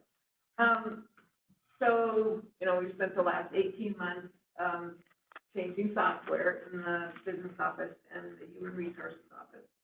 And we're getting to a place where we're in pretty good shape with that. But one of the issues that we've had over that time is that our data was hosted in the cloud. And, in the past, our system was, we self-hosted it here in the district. And, having the data someplace else has created some issues. And the most recent one was on the last, payday, the morning of payday, the system was down. And there really wasn't anything we could do because it was about the hosting. And so, we're just sitting there hoping that it comes up in time for us to write checks. We're always ready a couple of days ahead of time. So, all we needed to do was pull the trigger. But there's, grave concern when the software, when you can't operate the software on the day you're supposed to process, keep the payroll. So, and it's just, that's the kind of thing we've been dealing with the entire time that we've been, had our data in the hands of PowerSchool. So we asked them for a proposal for us to self-host. And believe it or not, it actually costs a little bit more to self-host it than it does for them to host it. But we gathered all of the information, and you've already approved the equipment for self-hosting and the cost to migrate the data from the cloud onto our own servers.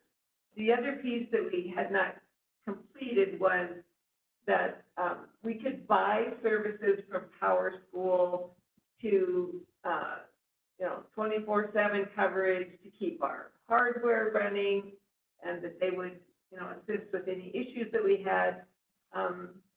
And for $78,000 over the next 2 years, they would be happy to do that. And if they had done that for the last 18 months, we might be a little bit more interested in doing it, but they haven't really. So will they really be as available as they say they are? And we also don't think it's going to take a 40-hour work week to keep the hardware running, to do updates, to do an annual upgrade, that sort of thing. So and so if we hired a person of our own in-house to do that, we think that we would garner a few more hours of work from them in some other areas, because they're not going to spend 40 hours a week on this project. So we compared the cost, and for 2 years worth of salary, it is about $30,000 more than the $78,000 that we would pay PowerSchool, but we think it would be a better product. It's a local person. We're in control of that. And so the proposal that you see tonight is 1 FTE in the IT department. And initially, they will be dedicated to the move of this data. They'll spend time training, getting up to speed, make sure that they can provide the services that we need. And over the 2-year time frame, it would cost us a little bit more, but we think we get more for the money we're spending. So that's what this proposal is. Tonight, the business office would pay for an entry-level position for 2 years. IT would like to do some internal movement as well that would probably add another $10,000 to this cost, and they will cover that in the IT budget. So the numbers after this just spell out, you know, how the data that I used to come to this conclusion. But what we're requesting is 1 FTE in the IT department for 2 years. And then at that point, I mean, it's an ever-changing dynamic, right? So at that point, we would evaluate how much time did we actually spend on this project and what that looks like going forward. Any questions? And this was thoroughly vetted at finance and I assume personnel Yeah. And technology. and technology. So. Amy? Yes, I was wondering, Gwen, can you just summarize how much, with the contributions being made by the different departments, how much, if any, will be coming out of the general fund or another fund? How much will be approving? Zero out of the general fund. The business office has an account that has about $139,000 in it that were fees paid by the Flathead Health Insurance Group to the business office in the years that the business office was doing the accounting for that group. And that money's been in this account for a couple of years. And we're proposing to use that for the hardware, for the migration of the data, and 2 years of an entry-level IT. Then the movement within the IT department over a 2-year period will be about $10,000. And actually, I guess I would say some of that may have to come from the general fund. Does that help? Okay. Any other questions? Will? If there's, the service provided by our school is 24/7. If we were to have some sort of emergency that required our IT specialist to do a couple of 60-hour weeks, is there like an overtime cost for that kind of a thing? Yeah, obviously that would be, so haven't really factored that in. I don't think we'll even hit the 40-hour with this. I really don't, looking at the. You've never had those kinds of things where you've had to. Right. And like this with the payroll, it was solved within a day. It wasn't. Yes. And we were with a tree. We hosted our own software since 1995, and to my knowledge, there was never.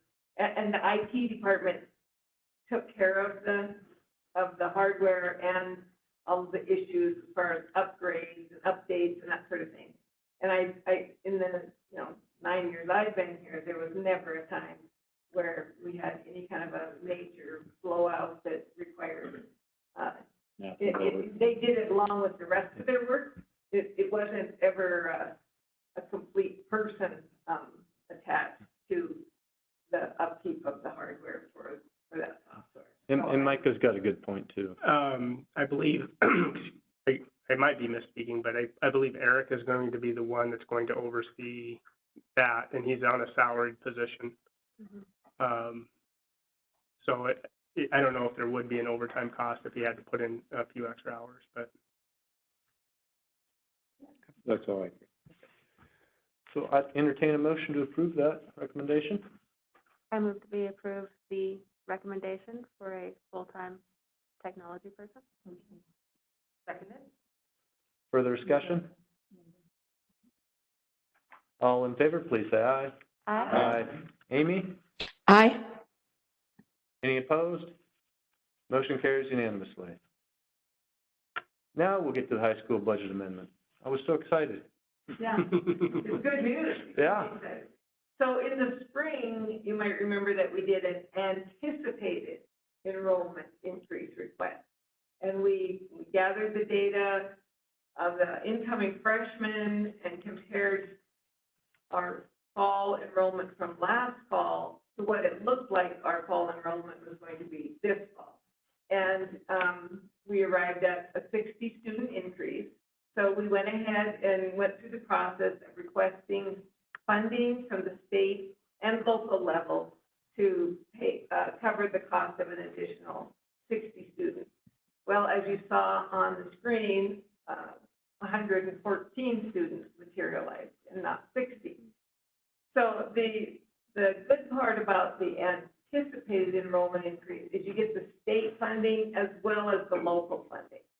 Now, this is an unanticipated, so now we're looking back and realizing that, oh, in fact, we had more of an increase than what we anticipated. And so we can request a budget amendment for the funding for that as well, but we only get the state share because it's too late to do anything about the local levy, right? That ship has sailed, the levies are set, we all got our tax bills, we're about to collect that. So what we're looking at here is an additional $142,000 of state funding that we can access by this process. And so the first part of the process will start tonight, and that is a petition that if you approve it, I will pass around the table and each of you need to sign on page 2. And basically we're petitioning the Office of Public Instruction to distribute to us an additional $142,000. Then we have to notify the county superintendent and the county commissioners, and they have to, for their part, since there's no levy piece to this, it's really just the acknowledgement that we're going to have additional state funds. There's really no commitment on their part, so it's kind of just a part of the process, right? And then I will come back to you at the November meeting, and we'll actually pass the resolution for a budget amendment. We have to advertise in the newspaper that we're going to do that, and then we'll take the final action in November. So it's kind of a 3-4 step process, and everything's lined up to do that if you are in agreement to a budget amendment.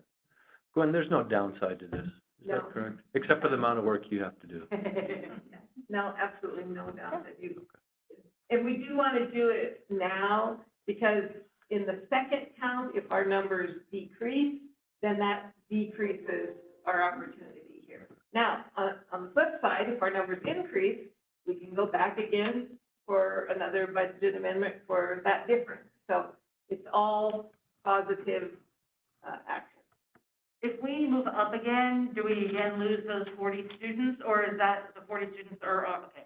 Right, and that's part of the, just wanted to double check. the downside to the unanticipated is you do lose the funding for the first 40, and then you get the funding for students beyond that.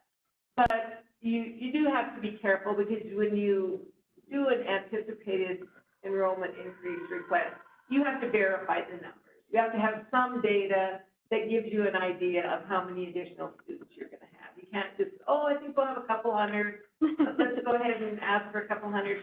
Those students don't materialize.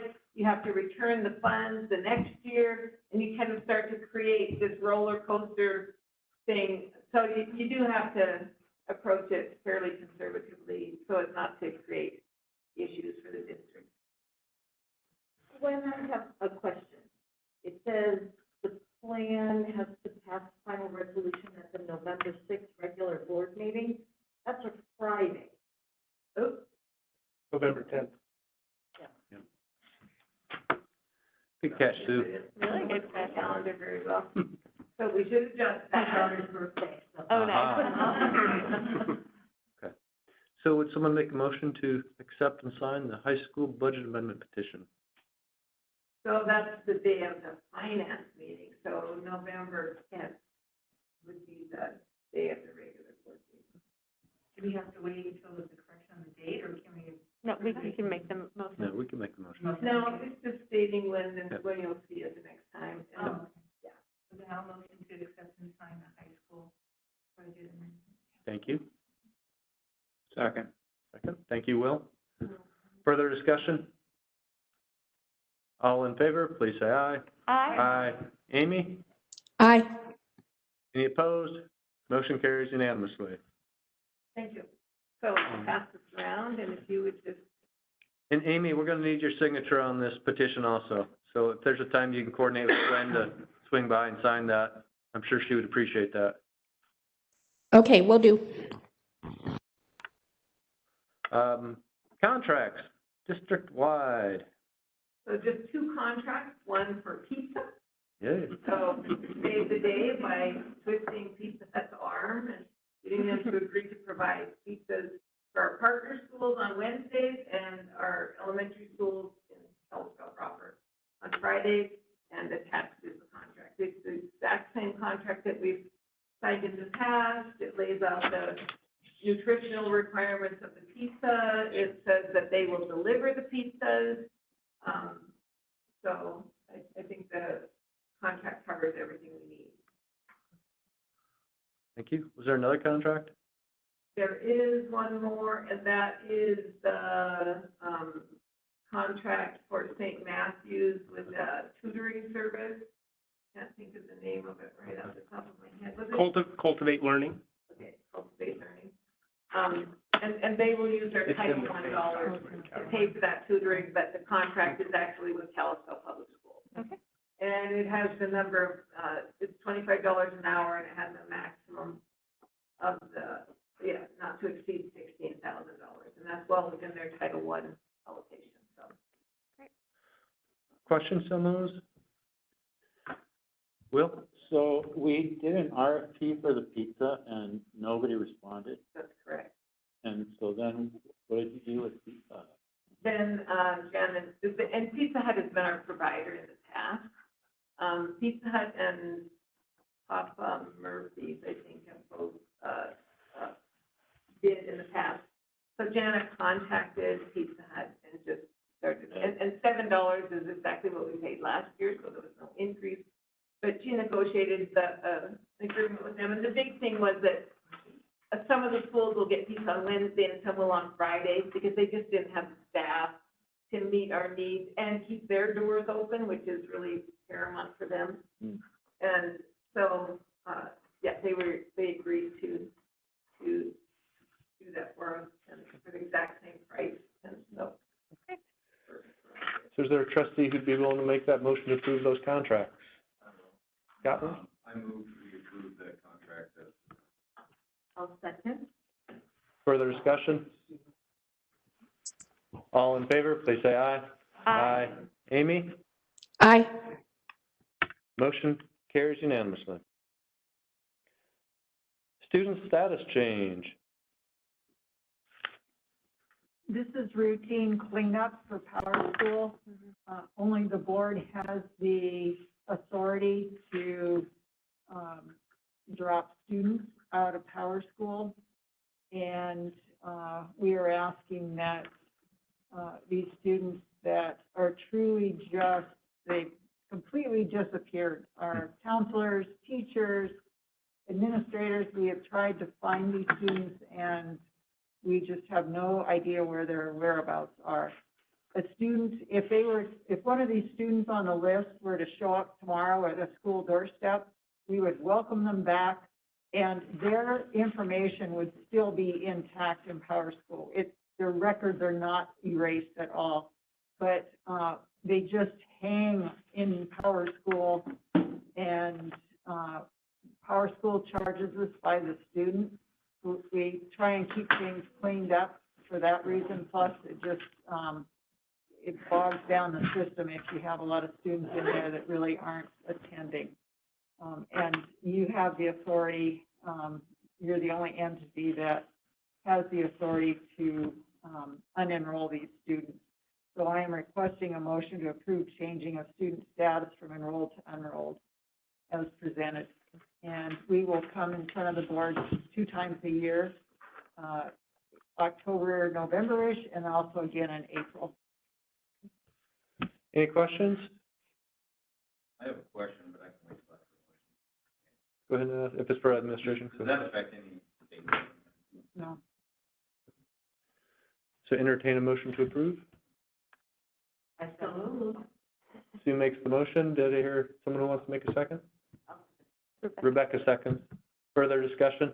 I just have one question. Yeah. What is the cost per student, out of curiosity? For the Power School? $7.50 a student. But if we go over our cap in mid-year, then it's $18 a student for that year, and then they'll do $7.50. Okay. All in favor, please say aye. Aye. Amy, Aye. are there any opposed? Motion carries unanimously. Modified schedule.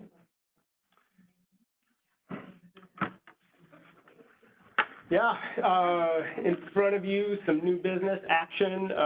We've talked about this fairly extensively at personnel. And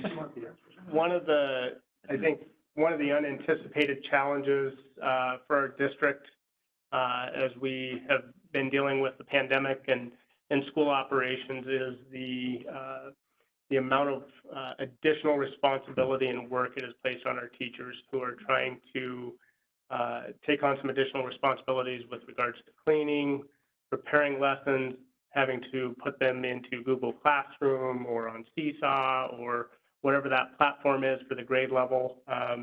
And then also having to manage students who are in quarantine, some for up to 24 days if they are a close contact and living in the same house and they can't isolate. Their quarantine doesn't start until 10 days after the positive case. And so it's created this additional burden for our staff. The KEA sent out a survey, which is included in this documentation. You can scroll down a little bit here, Callie. And just representative of the staff, and I think most of you got the email and had a chance to look through it and the comments, and and it varies from teacher to teacher and building to building what that additional requirement is. Some teachers have said, I'm doing 10 plus hours additional every week beyond what I would normally be doing, and some said I'm 1 to 2 hours. And on top of that, we are also with our substitute shortage, we've been asking our staff not only with, hey, teach all day, what you normally would, but then could you cover for us in someone else's classroom where we're short? And so I presented some of that data as well that, for the year, and this was just from the beginning of the year to MEA days, from last year to this year, we've seen a 35% increase in staff in doing that coverage. And our paras are also doing that, and so I think just the challenge for our staff with that additional responsibility and time, I am recommending that we move to an early release on Wednesdays, starting November 11th and continuing through the semester. And then I would like to, at some point in December, survey our staff and ask them, is this working? Is this helping? Is this providing the relief that you need in order to be able to work with students? I talked with teachers and they said, man, how great would it be, these kids that come back from quarantine who haven't done anything for a couple of weeks, I have an opportunity that I could actually work with them one-on-one in a class. And so, they see the positives in it. There's certainly some downsides to it that I have considered. One of those is there's a loss of instructional time. You take 2 hours a week and you start adding that up over 30 weeks, that's a pretty significant chunk of time. But then, if our staff if the anxiety level and the stress level is high, are they going to be as good at their job on a day-to-day basis if they're constantly being consumed with all these other things that we're asking them to do? The other probably more challenging aspect of it is the impact on our families. We said, hey, we want to be in person full-time 5 days a week, which is great, and we're doing that for the most part. But now on Wednesdays, we're going to be asking our families to say, hey, you've got to figure out what you're going to do with your kids for those additional 2 hours. And yeah, it's a hard one. How do you support your staff and encourage them and give them that time that they need versus, you know, the impact that it's going to have on our community. I appreciate the thoughtful consideration you had. I'm sure, I missed personnel committee, but I'm sure there was a lively discussion on whether it was a full day or 2 hours. Ursula? Is there any option for families to maybe, like if they don't have their kids signed up to take the bus, if the kids could take the bus on Wednesdays if it was going to be a regular thing to get like to the neighborhood? Potentially, yeah, space available. You know, we have to limit our capacity to Right. 50, and I can talk with Andy. I'm not sure that everything's at capacity, but we certainly don't want to be over. And if we don't have that space and additional drivers and routes and buses to do that, right. It may not be a possibility, but it could could be be a at some grade possibility for level or at some Okay. schools. Okay. Well, has this been communicated to the parents, and have you heard anything back from them? Well, it made the newspaper today. Yeah. It hasn't, and part of that, and really it hasn't been widely communicated with our staff as well. You know, this is a decision for the board to make, and I didn't want to necessarily put something out there, and the board says, no, this isn't what we want to do, or, you know, we certainly talked about it in personnel. You know, there's other options too. That could be considered. This was the one that I felt like was the best option, taking into account all of the variables. Scott? As a elementary trustee, I appreciate the thoughtfulness you put into it, Micah. I also understand the hardship it can be on our parents, but I think this will go a long way in helping keep our schools open, keep us from losing teachers due to just being overtired, becoming sick because of being overworked. So going just 2 hours a week as opposed to having to go remote full time, I think this, it can help that. Rebecca? You brought up, I hadn't really thought about cleaning as one of the extra problems. Since that, again, that's probably not an issue for the elementary where they're in the same room all day, but for the middle and upper schools, that's pretty much a standard amount of time. Like it takes 5 minutes between classes. So whether those classes are 25 minutes long or 45 minutes long, you still are losing 5 minutes. Have we had an early out yet and seen how the additional cleaning works during early out times? I can't even remember if we've had an early out yet this year. So We moved them all to the beginning of the year. Oh, that's right, we haven't tried it yet. Yeah. Okay, Yeah. I was just wondering how it had been working, and I guess we'll find out. Yeah. And that's why, you know, for the time being, I wanted to try it for the remainder, the balance of semester one, starting November 11th. That gives us time to communicate with our families. You know, here's what's going to happen. Of course, receive feedback. But you know, and then come back and evaluate it. You know, maybe it isn't the thing that they need, and so I thought it was at least worth a shot, and you know, communicate something to our staff that they're important, and their health in all of this is critical as well. And I think the other part is, you know, we hear their concerns. I mean, they are being stretched thin, and we want to support them. I mean, it's a tough time. And so, any other questions, or is there a trustee who'd make a motion to support this? I think we've talked about this in personnel, but aren't there other schools that do this weekly anyway? Yeah, presently, most of the AA's already had this in place. Whether, you know, if it was a typical year, they have this in place for TLC time. But Columbia Falls, Whitefish, other schools in our valley also do it as well. So it would be very similar to what's going on in some of the other schools. Columbia Falls does 1 hour a week, but my suggestion was 2 hours a week. But they've got different things going on within their system. I'll leave it at that.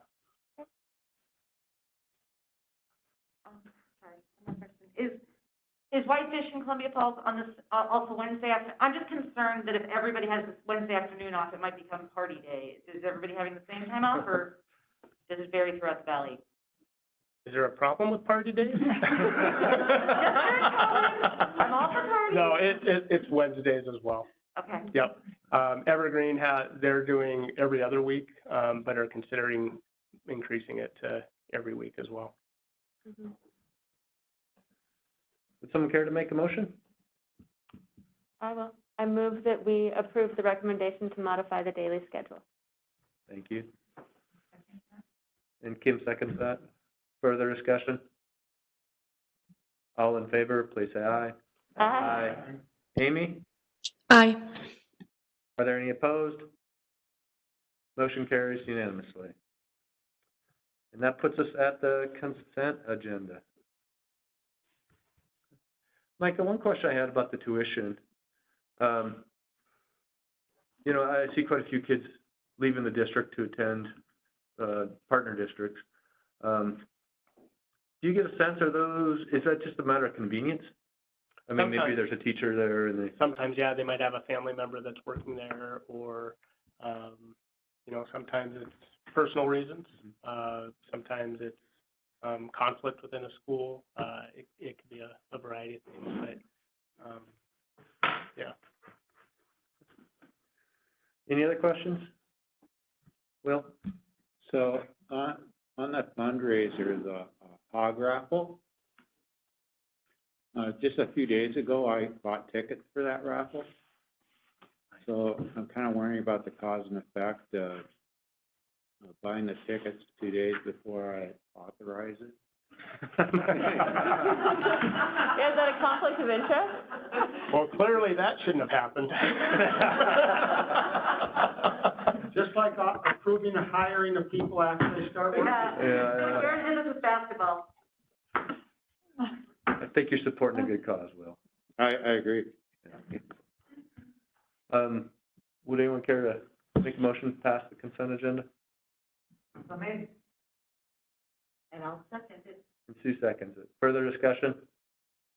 All in favor, please say aye. I guess just further discussion, do we in the future want to make sure that we try to okay things before they start? Yes.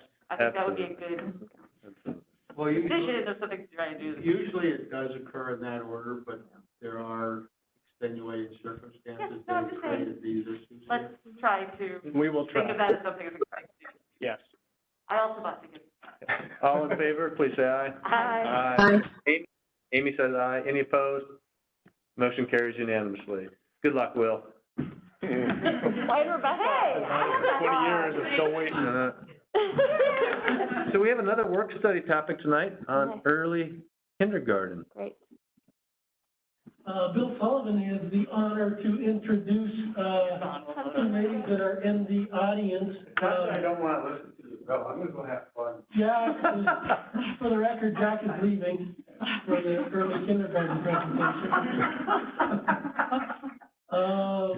Tracy and Jude, Tracy's the principal at Peterson Elementary. Jude is an early kindergarten teacher.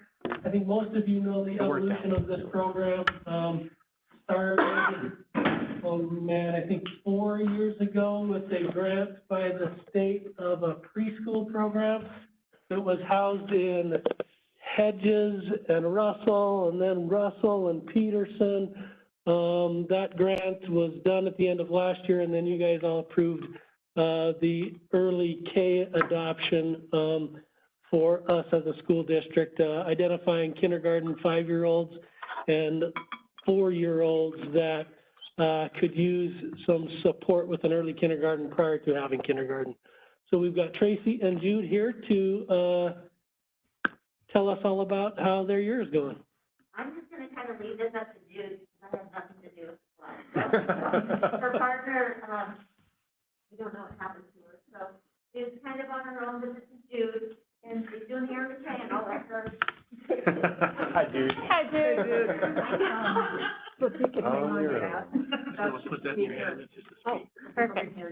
Okay, so, Yeah, this is my first year teaching the early kindergarten. I've done kindergarten for a long time, so this is kind of new, but it's been a fun experience. Our demographics, so Mrs. Malley, who is not here, she has 16 students in her class. She has an even split, male and female. She only had 3 that were 5 at the beginning, and most of her students now are 4.5 or younger. I have now 18. In my class, I have 10 girls and 8 boys.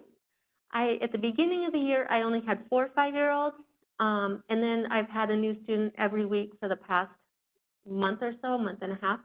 So now I am up to 18. I started out pretty low.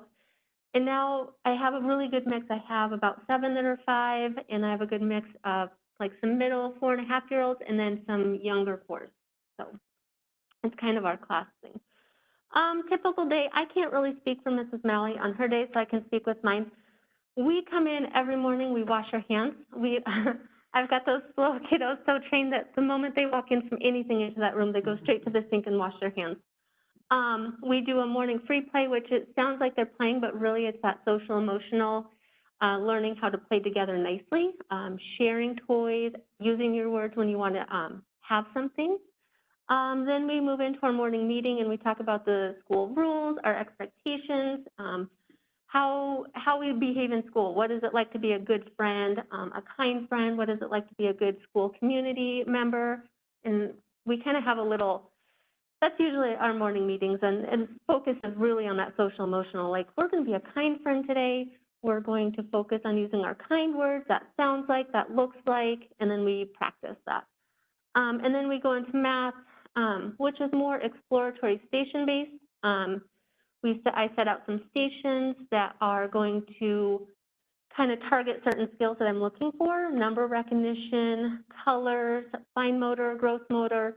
And we've gotten really good at learning how to use those stations. And I am so proud because it's only October and I have now most everyone in my class being able to count to 10 by themselves. So that is a huge accomplishment for my friends in the room. Reading, we haven't really delved into this right now. We're just focusing on the Zoophonics program, the letter recognition and sounds they make, and then recognizing our name, because we still have so many that don't actually know the letters in their name. And so we've been really working on that. And then the huge focus for me and why I'm loving the early kindergarten is the social emotional. Teaching kindergarten for so long, it's hard when you have these kids that come in unregulated, they've never been in school, and they don't know how to behave, and we're expecting so much of them that very first year. So my focus really is just that social emotional, you know, again, going out, what is it like to sit on the carpet? You know, we have 4-year-olds that roll around and they don't have that self-regulation, like, oh, I don't know why I'm hitting this person, but I'm going to hit them. And then really taking that and showing them how to sit. And I have to say, again, I'm very proud of my class because we've come a long way where we can now sit on, and because of COVID, we're all in our separate little squares, but they're doing it, and they're doing it well. And they can tell you what is when we sit on the rug, this is what our body looks like. This is where our hands are at. This is what our eyes are doing. This is what our ears are doing. And this is, you know, and so to me, I don't know, that's huge. And I think going into next year, into that kindergarten realm, where they do have the higher expectations for academics, that they're going to be very successful moving forward, especially those 5-year-olds, they're ready. So I basically did 2 slides in one. That's what's going very well, is that we are making those goals, social emotional, taking out a lot of the academic stress, just focusing on those, but still introducing those key concepts that we want them to have by the end of the year, moving into kindergarten. Let's see. I didn't write this part, so I'm just kind of seeing what they are. And the play-based model, that is really nice because everything I do station-based, or even their free play in the morning, when I say free play, it's activities that I've picked out that I really want them to focus on. Team building, being able to, you know, free coloring. When I say you can go color a picture, well, they're coloring pictures and they're learning that pencil grip. You know, a lot of them are now asking for stickies with words on it so they can try to write words or write their name. And so even though it's free play, it's not really free play. It's more like, oh, I've just devised a plan on how to get you guys to learn, but you're going to think it's free play. Difficulties. We had a lot of very young 4-year-olds. And the very young 4-year-olds really, really have a hard time or having a harder time being able to sit with that attention span. Developmentally, they're just not there. You know, that 4.5 to 5-year-olds, they're slowly coming around on that carpet, walking in a line, keeping their hands to themselves. You know, a lot of times, you know, the 4-year-olds are sort of very physical. They want to grab, they want to tackle, they want to touch. And so we have a lot of that kind of happening right now. Kind of in my class, but not too much. So I know in Mrs. Malley, I think she put in some of this, you know, there is an extreme variation on students' abilities. When you have a 4-year-old that, we had some that just turned 4 in August and then came to school. And then we have the 5-year-olds that came in needing this extra program. Well, that's a huge gap. I mean, that's a year worth of developmental. So that is probably the most difficult part for us, is adjusting to those really littles, to, you know, to the mid-range, and then to the highs that are going to need. And that's, I think that's where our difficulties have been. And also the massive amounts of cleaning right now. Little kids touch everything. I mean, there isn't one thing that isn't touched in my room, and you can't tell a 4-year-old, I'm sorry, but you can't touch that, you can't play with this person. And so it's a constant, like, they leave for recess, and I spend my entire recess wiping down everything or scrubbing everything. You're going through the Legos and spraying it, and I think that's been a good difficulty. It's not that it's bad, because I'm really glad we're in school, and I don't ever want to go remote again, but that is one of the challenges we're seeing, is because kids don't have, especially these little kids, they don't have the self-control to say, I'm not going to touch it, I'm not going to touch it. And it's like, they touch it, so it's just kind of how that is. And our behavioral incidents reports, I really like data, and I really like tracking behavioral data. And so I do a lot of inputs, and some of the infractions that I put in, you know, are, hey, this little kiddo just ran from the room today, you know, twice, because he was mad that he wasn't called on. Those are kind of things. Or the hitting or kicking peers out of anger and frustration. You know, it's not necessarily where we want to really track it, but we want to see, how can we support these kids? Are they going to need further support next year, or is this something that we can really focus on now, so that when they do get to next year, they have a better understanding that, hey, we don't use our hands and feet to kick when we're mad. We can use our words, or we can ask to go take a break, or we can find some other self-coping mechanism or regulation that we have taught them throughout this year. So you can see we're in the yellow for the rest of the school. So we can have a good mix of little kiddos in there, but we also have some little ones right now with some pretty extreme behaviors. But sometimes developmentally, that's just where they're at, and that's what we're dealing with. So what we need. You know, I think Denise and I talked a lot about this, and I think moving forward, it would be really nice to start kids at 4.5 to 5. The early 4s, like I said, it's really hard developmentally to say, you know, we're going to sit here and we're going to listen to the story. I mean, their attention span is less than 4 minutes. Brain research, you know, like however how old you are is your attention span. So when you have a 4-year-old that just turned 4, really they're in between that 3 to 4 minute range. Well, storybooks are longer than 3 to 4 minutes. So they're already off in left field when I'm already in the middle of the book, you know. And then when that happens, it disrupts everybody. So I think we would like to see more 4.5, 5, but, you know, that's kind of where we're at.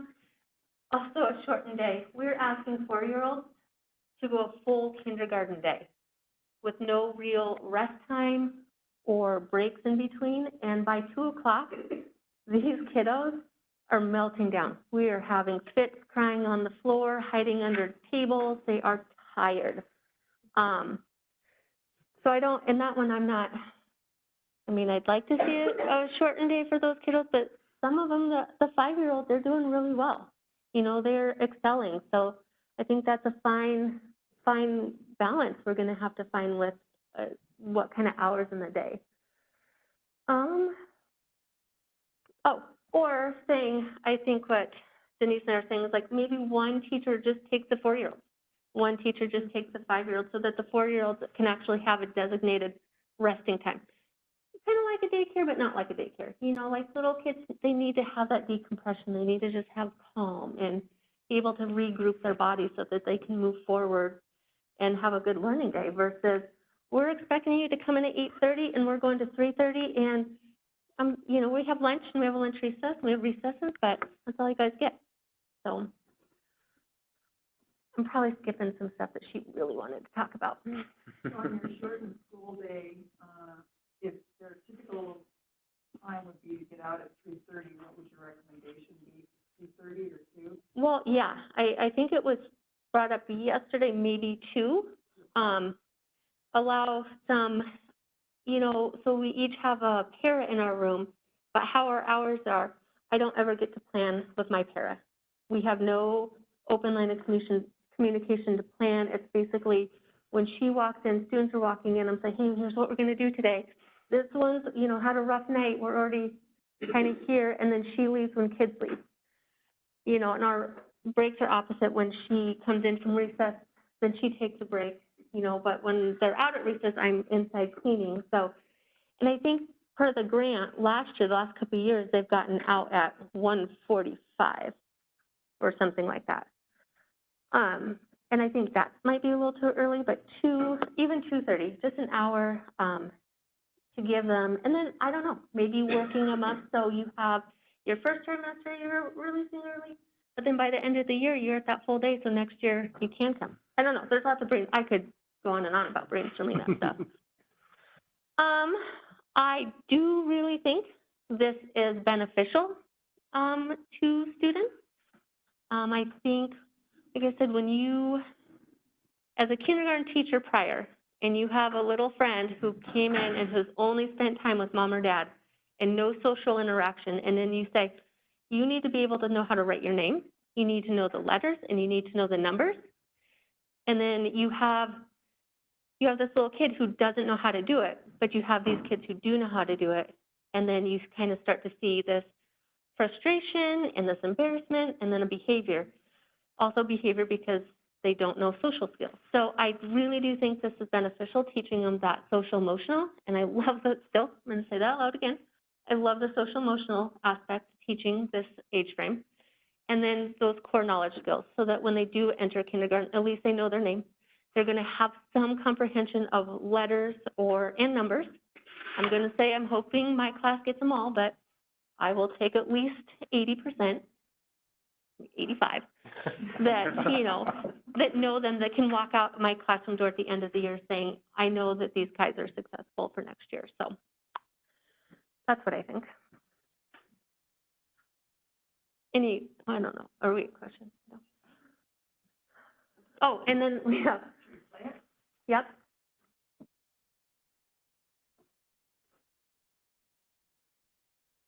So this is my classroom, and disclaimer, we had just had snacks, and so some of their masks are still down. But we were practicing our letters on whiteboards.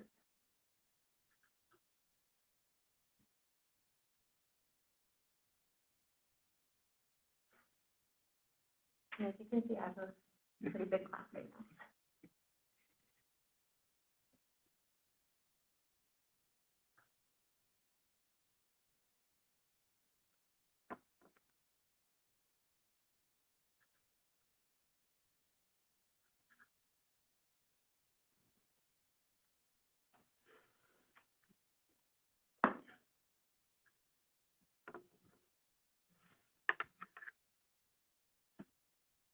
And I don't know how long that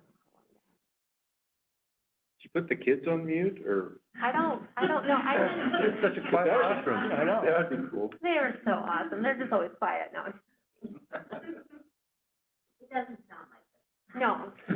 However, they were very on task, and they were constantly telling us what they were writing or drawing and wanted to show you, and reminding some friends about expo markers and tables and napkins.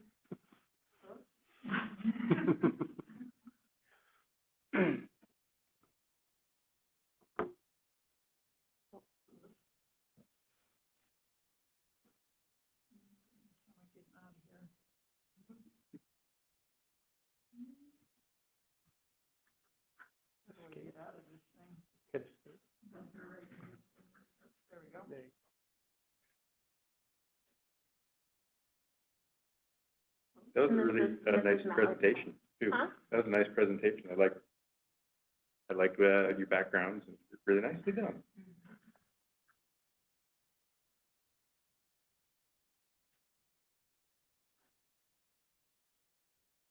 I'm not sure what the sound is, because I know these rooms are not this quiet.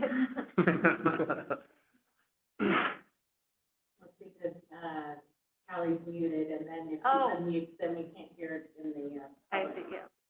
or online. Well, I guess if you have access, you can go back and hear it, but.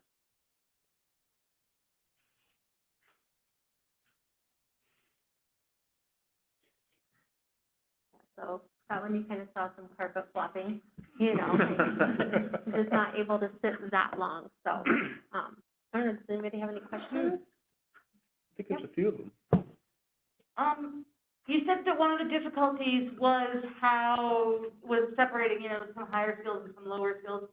Would you want to do that, you think, by strict age grades, like, born this date, or would you want to do it by some sort of interview process or skill level based, or what's your feeling for how that would work best?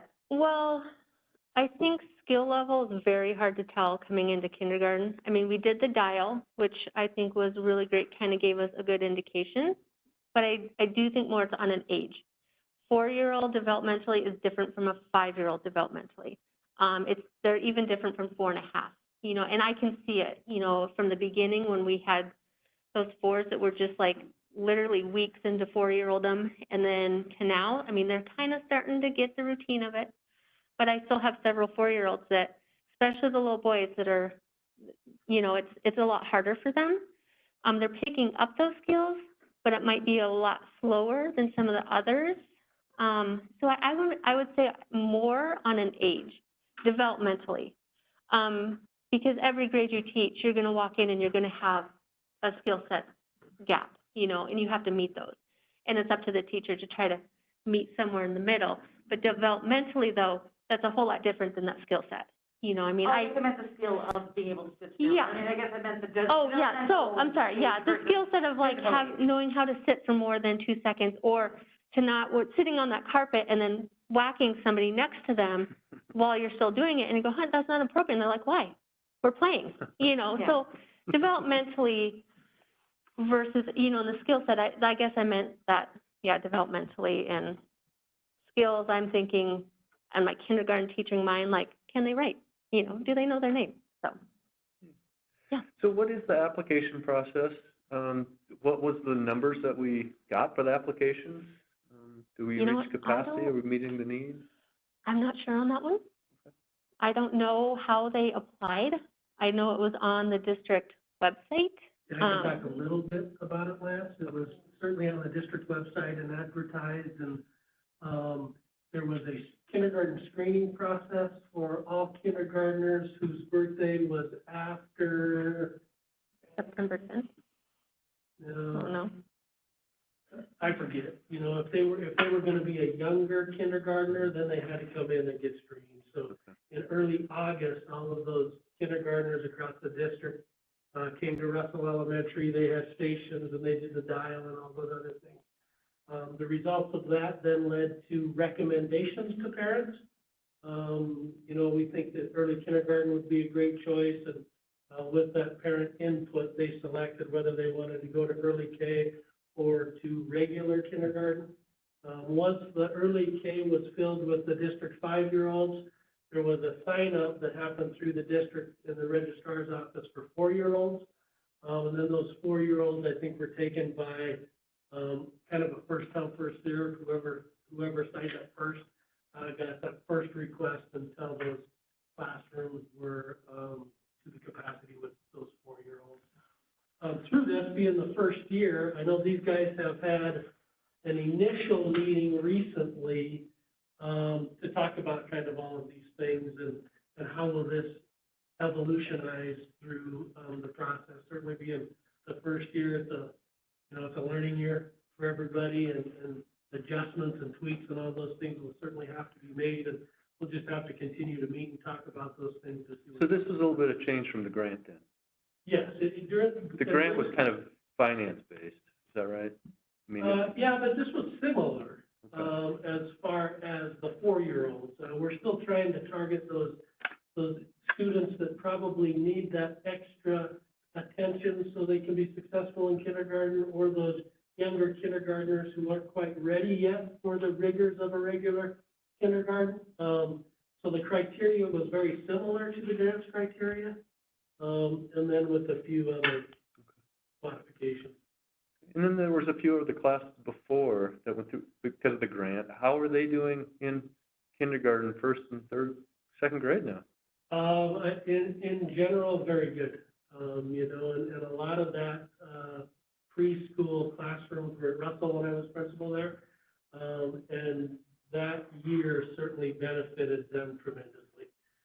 Just to be able to learn how to do school, to get started on numbers. And, when Jude says, my kids are already counting to 10, I'm going over here going, kindergarten teachers are gonna love you. Because those are the things. If they know their numbers up to 10, if they can identify letters and sounds, and then learn how to do school by the time they get to kindergarten, well ahead of the game. Callie, did you have something? Well, they referred to that dial test. We actually, purchased out of the curriculum budget our own tests, our own assessments, so that we could control that. And then we had training for teachers, on how to administer those assessments. So we are freestanding, independent. We have our own tests, and our teachers are trained. Where in the past, we were relying on other school districts to borrow their stuff. And so hats off to the people that took that initiative and got that ball rolling. Do a lot of these kids get to stay in that same school then? Not necessarily. There's 3 total classrooms in the district, and those kids come from all of our neighboring schools. So a lucky few will stay there because that's their neighborhood school, but, some of them go out as well. Sure. Do the kids get the same or more amount of outside time? I'm gonna say kind of the same. No, it's about the same. And quite honestly, wintertime and little kids and dressing, it takes us 10 to 15 minutes alone just to get on our snow gear. So we lose a lot of instructional time just trying to get ready for recess. And that's why in my classroom, we do our morning free play in the classroom. So we're not outside, but it's still unstructured enough where they can have that time to kind of play and talk and do that, even though I throw in those educational things. Now in the springtime, we might go outside for outside learning, where we can go sit outside and read a story and listen to a story. But it's about the same, and it's just the snow pants thing right now. So. And are you using kindergarten materials, or did you get specific, like, early K materials that you're using? We are using kindergarten materials, but it's modified. So the EK teachers, we all sat down last spring and we went through and said, what are the standards we're going to go? What are our goals? How can we use what we have to focus this year, so we didn't have to go out and buy anything else. And I think we're taking some of that curriculum that we have, like our Go Math, and instead of doing one whole, I don't even know, 8 weeks one trimester of goals and standards for a report card. We took that one and we're spreading it out the whole year. And the reason we did that is, one, we don't want to have these kids repeat what they're doing next year. And two, our main focus is that social emotional, you know, and when you spend so much time academic, you start to lose that social emotional. And like I said, that's probably the best thing for these kids, of learning how to be in school and how to be a good friend, so. Micah, so I know Governor Bullock had a big push for pre-K education. What's your thought on this for KPS going forward? Well, I would certainly love to see it continue, and I think there are more students that we can serve. I think, you know, starting off this year, kind of as Bill said, that, you know, it's a growing learning year for us to look at that and refine that. And I think you know, it's going to play into the conversation long term for the district and that facility plan and those kind of things. Yeah, I think it's here to stay, and I think it's a good thing. It's good for our students, and if we can give them a leg up as they move through that progression. And you know, Jude, you're a saint. I would not want your job. People tell me that all the time, but just grateful for what you're doing every day with those kids, and just recognizing the challenges of what it means to be developmentally ready to be in school. I mean, you can have 6-year-olds who are still not developmentally ready, and so taking that on is going to pay dividends for our district in the long run. I agree. Thank you. I think they're doing really well, so. Like, I'm gonna back that up. You guys, you have no idea. If you come on a school visit, you'll know there's a preschool there as soon as you leave the office area, heading down the hall. One of the rooms is right next to the computer lab, and today or yesterday, one of our third grade little boys was in lab and said to Mrs. Smith in there, there was a lot of screaming. During the day, there's a lot of temper tantrums and screaming and crying, and one of the little boys looked at Mrs. Smith and just said, Mrs. Smith, can you please make it stop? It's noisy, there's a lot of crying, and like, you know, you said, those social emotional, and they do that all day long with the patients that go and keep going there. You know, I've been called down there. We have a handful that require a lot of time, and I think I'm called down for just about everything, from walking into Denise's room with the little one wrapped in the beach towel so she could go get him back dressed because he left the bathroom naked. And it lends another element of, you never know what's going to happen. They're fun too, but they're a lot of work, and these guys are doing an amazing job for just kind of getting thrown in and creating it from the ground up a little bit. So they're doing great. You can come visit.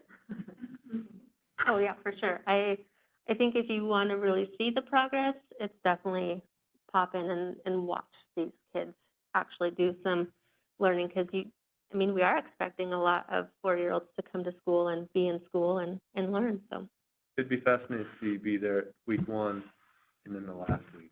Yes, and so because I've had a new student every week, it's interesting because I was like, oh, this is so exhausting. You know, I'm like, okay. And then I have this new student come in and they're 4, and I'm like, we've come so far, friends. Like, look at you guys all sit on the carpet. Let's show her how we're going to sit now, okay? So, that level of, I get in my head like, oh, man, we got a long way to go. But then when you have somebody new come in and you actually see how far we have come, it's fun, so.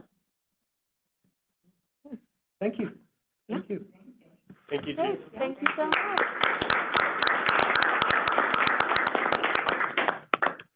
So before we adjourn, there is someone we'd like to introduce. Mike, I'll let you. Absolutely. I would like to introduce our board to Greg Naslund, who is our new facilities director. I could actually say I think I know one other guy who's busier than I am right now.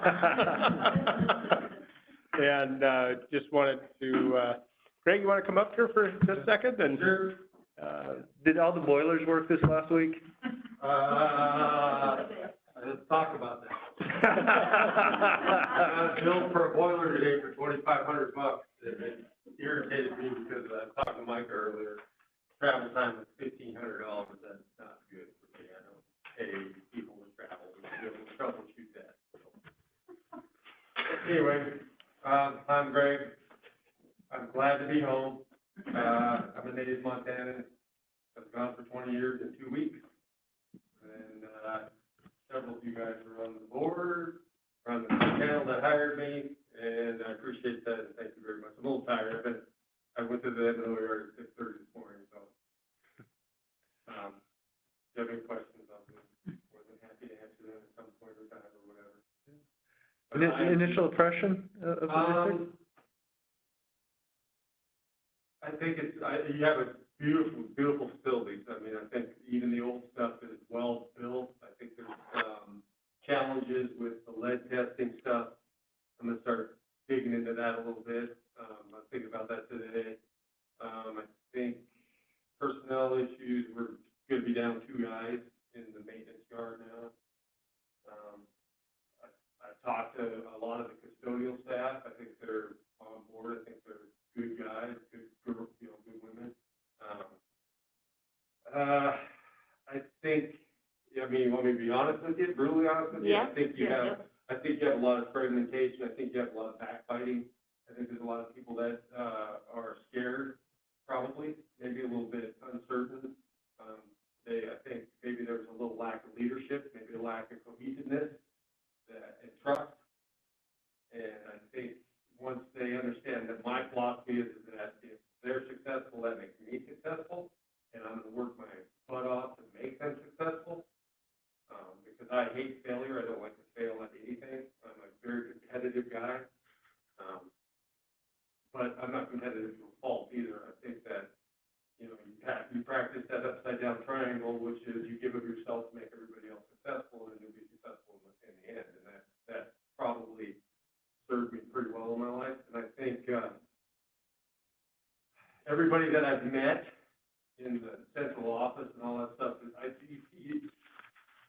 it's almost humbling to come into something as condensed, and I hate to say small, but it's a small world here for me, because I met a guy that I met a friend of mine that I haven't seen in 30 years on Saturday. I mean, I just walked in and there he was. I was like, hey, Mike, how are you?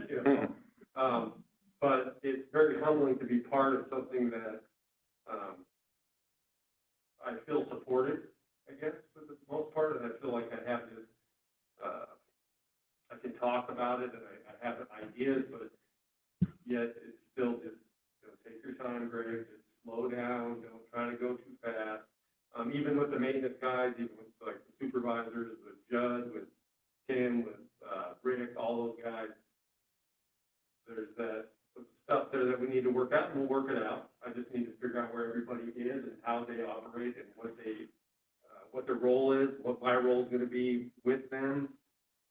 I'm not a control freak by any stretch of imagination, but I'm not a pencil pusher, I'm not a paper pusher. I will grab a shovel, I will show these guys some plumbing stuff that they probably don't know, because I'm a plumber by trade. I believe in the fact that we should try to fix the problem before you make a phone call. And that's a big thing for me. I don't like to contract people out if we don't have to. Put your resources where you need them. If that is, we need to buy equipment, let's buy some equipment. I mean, I know I keep going off too long because this is like my interview thing, but I really feel like there's this huge amount of potential if you tap it and you tap it correctly, that everybody will buy into what you're trying to do.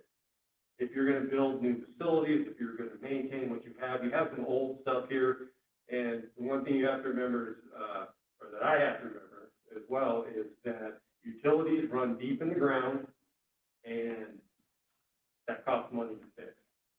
And the infrastructure here is very old, for the most part, except for a couple of sites.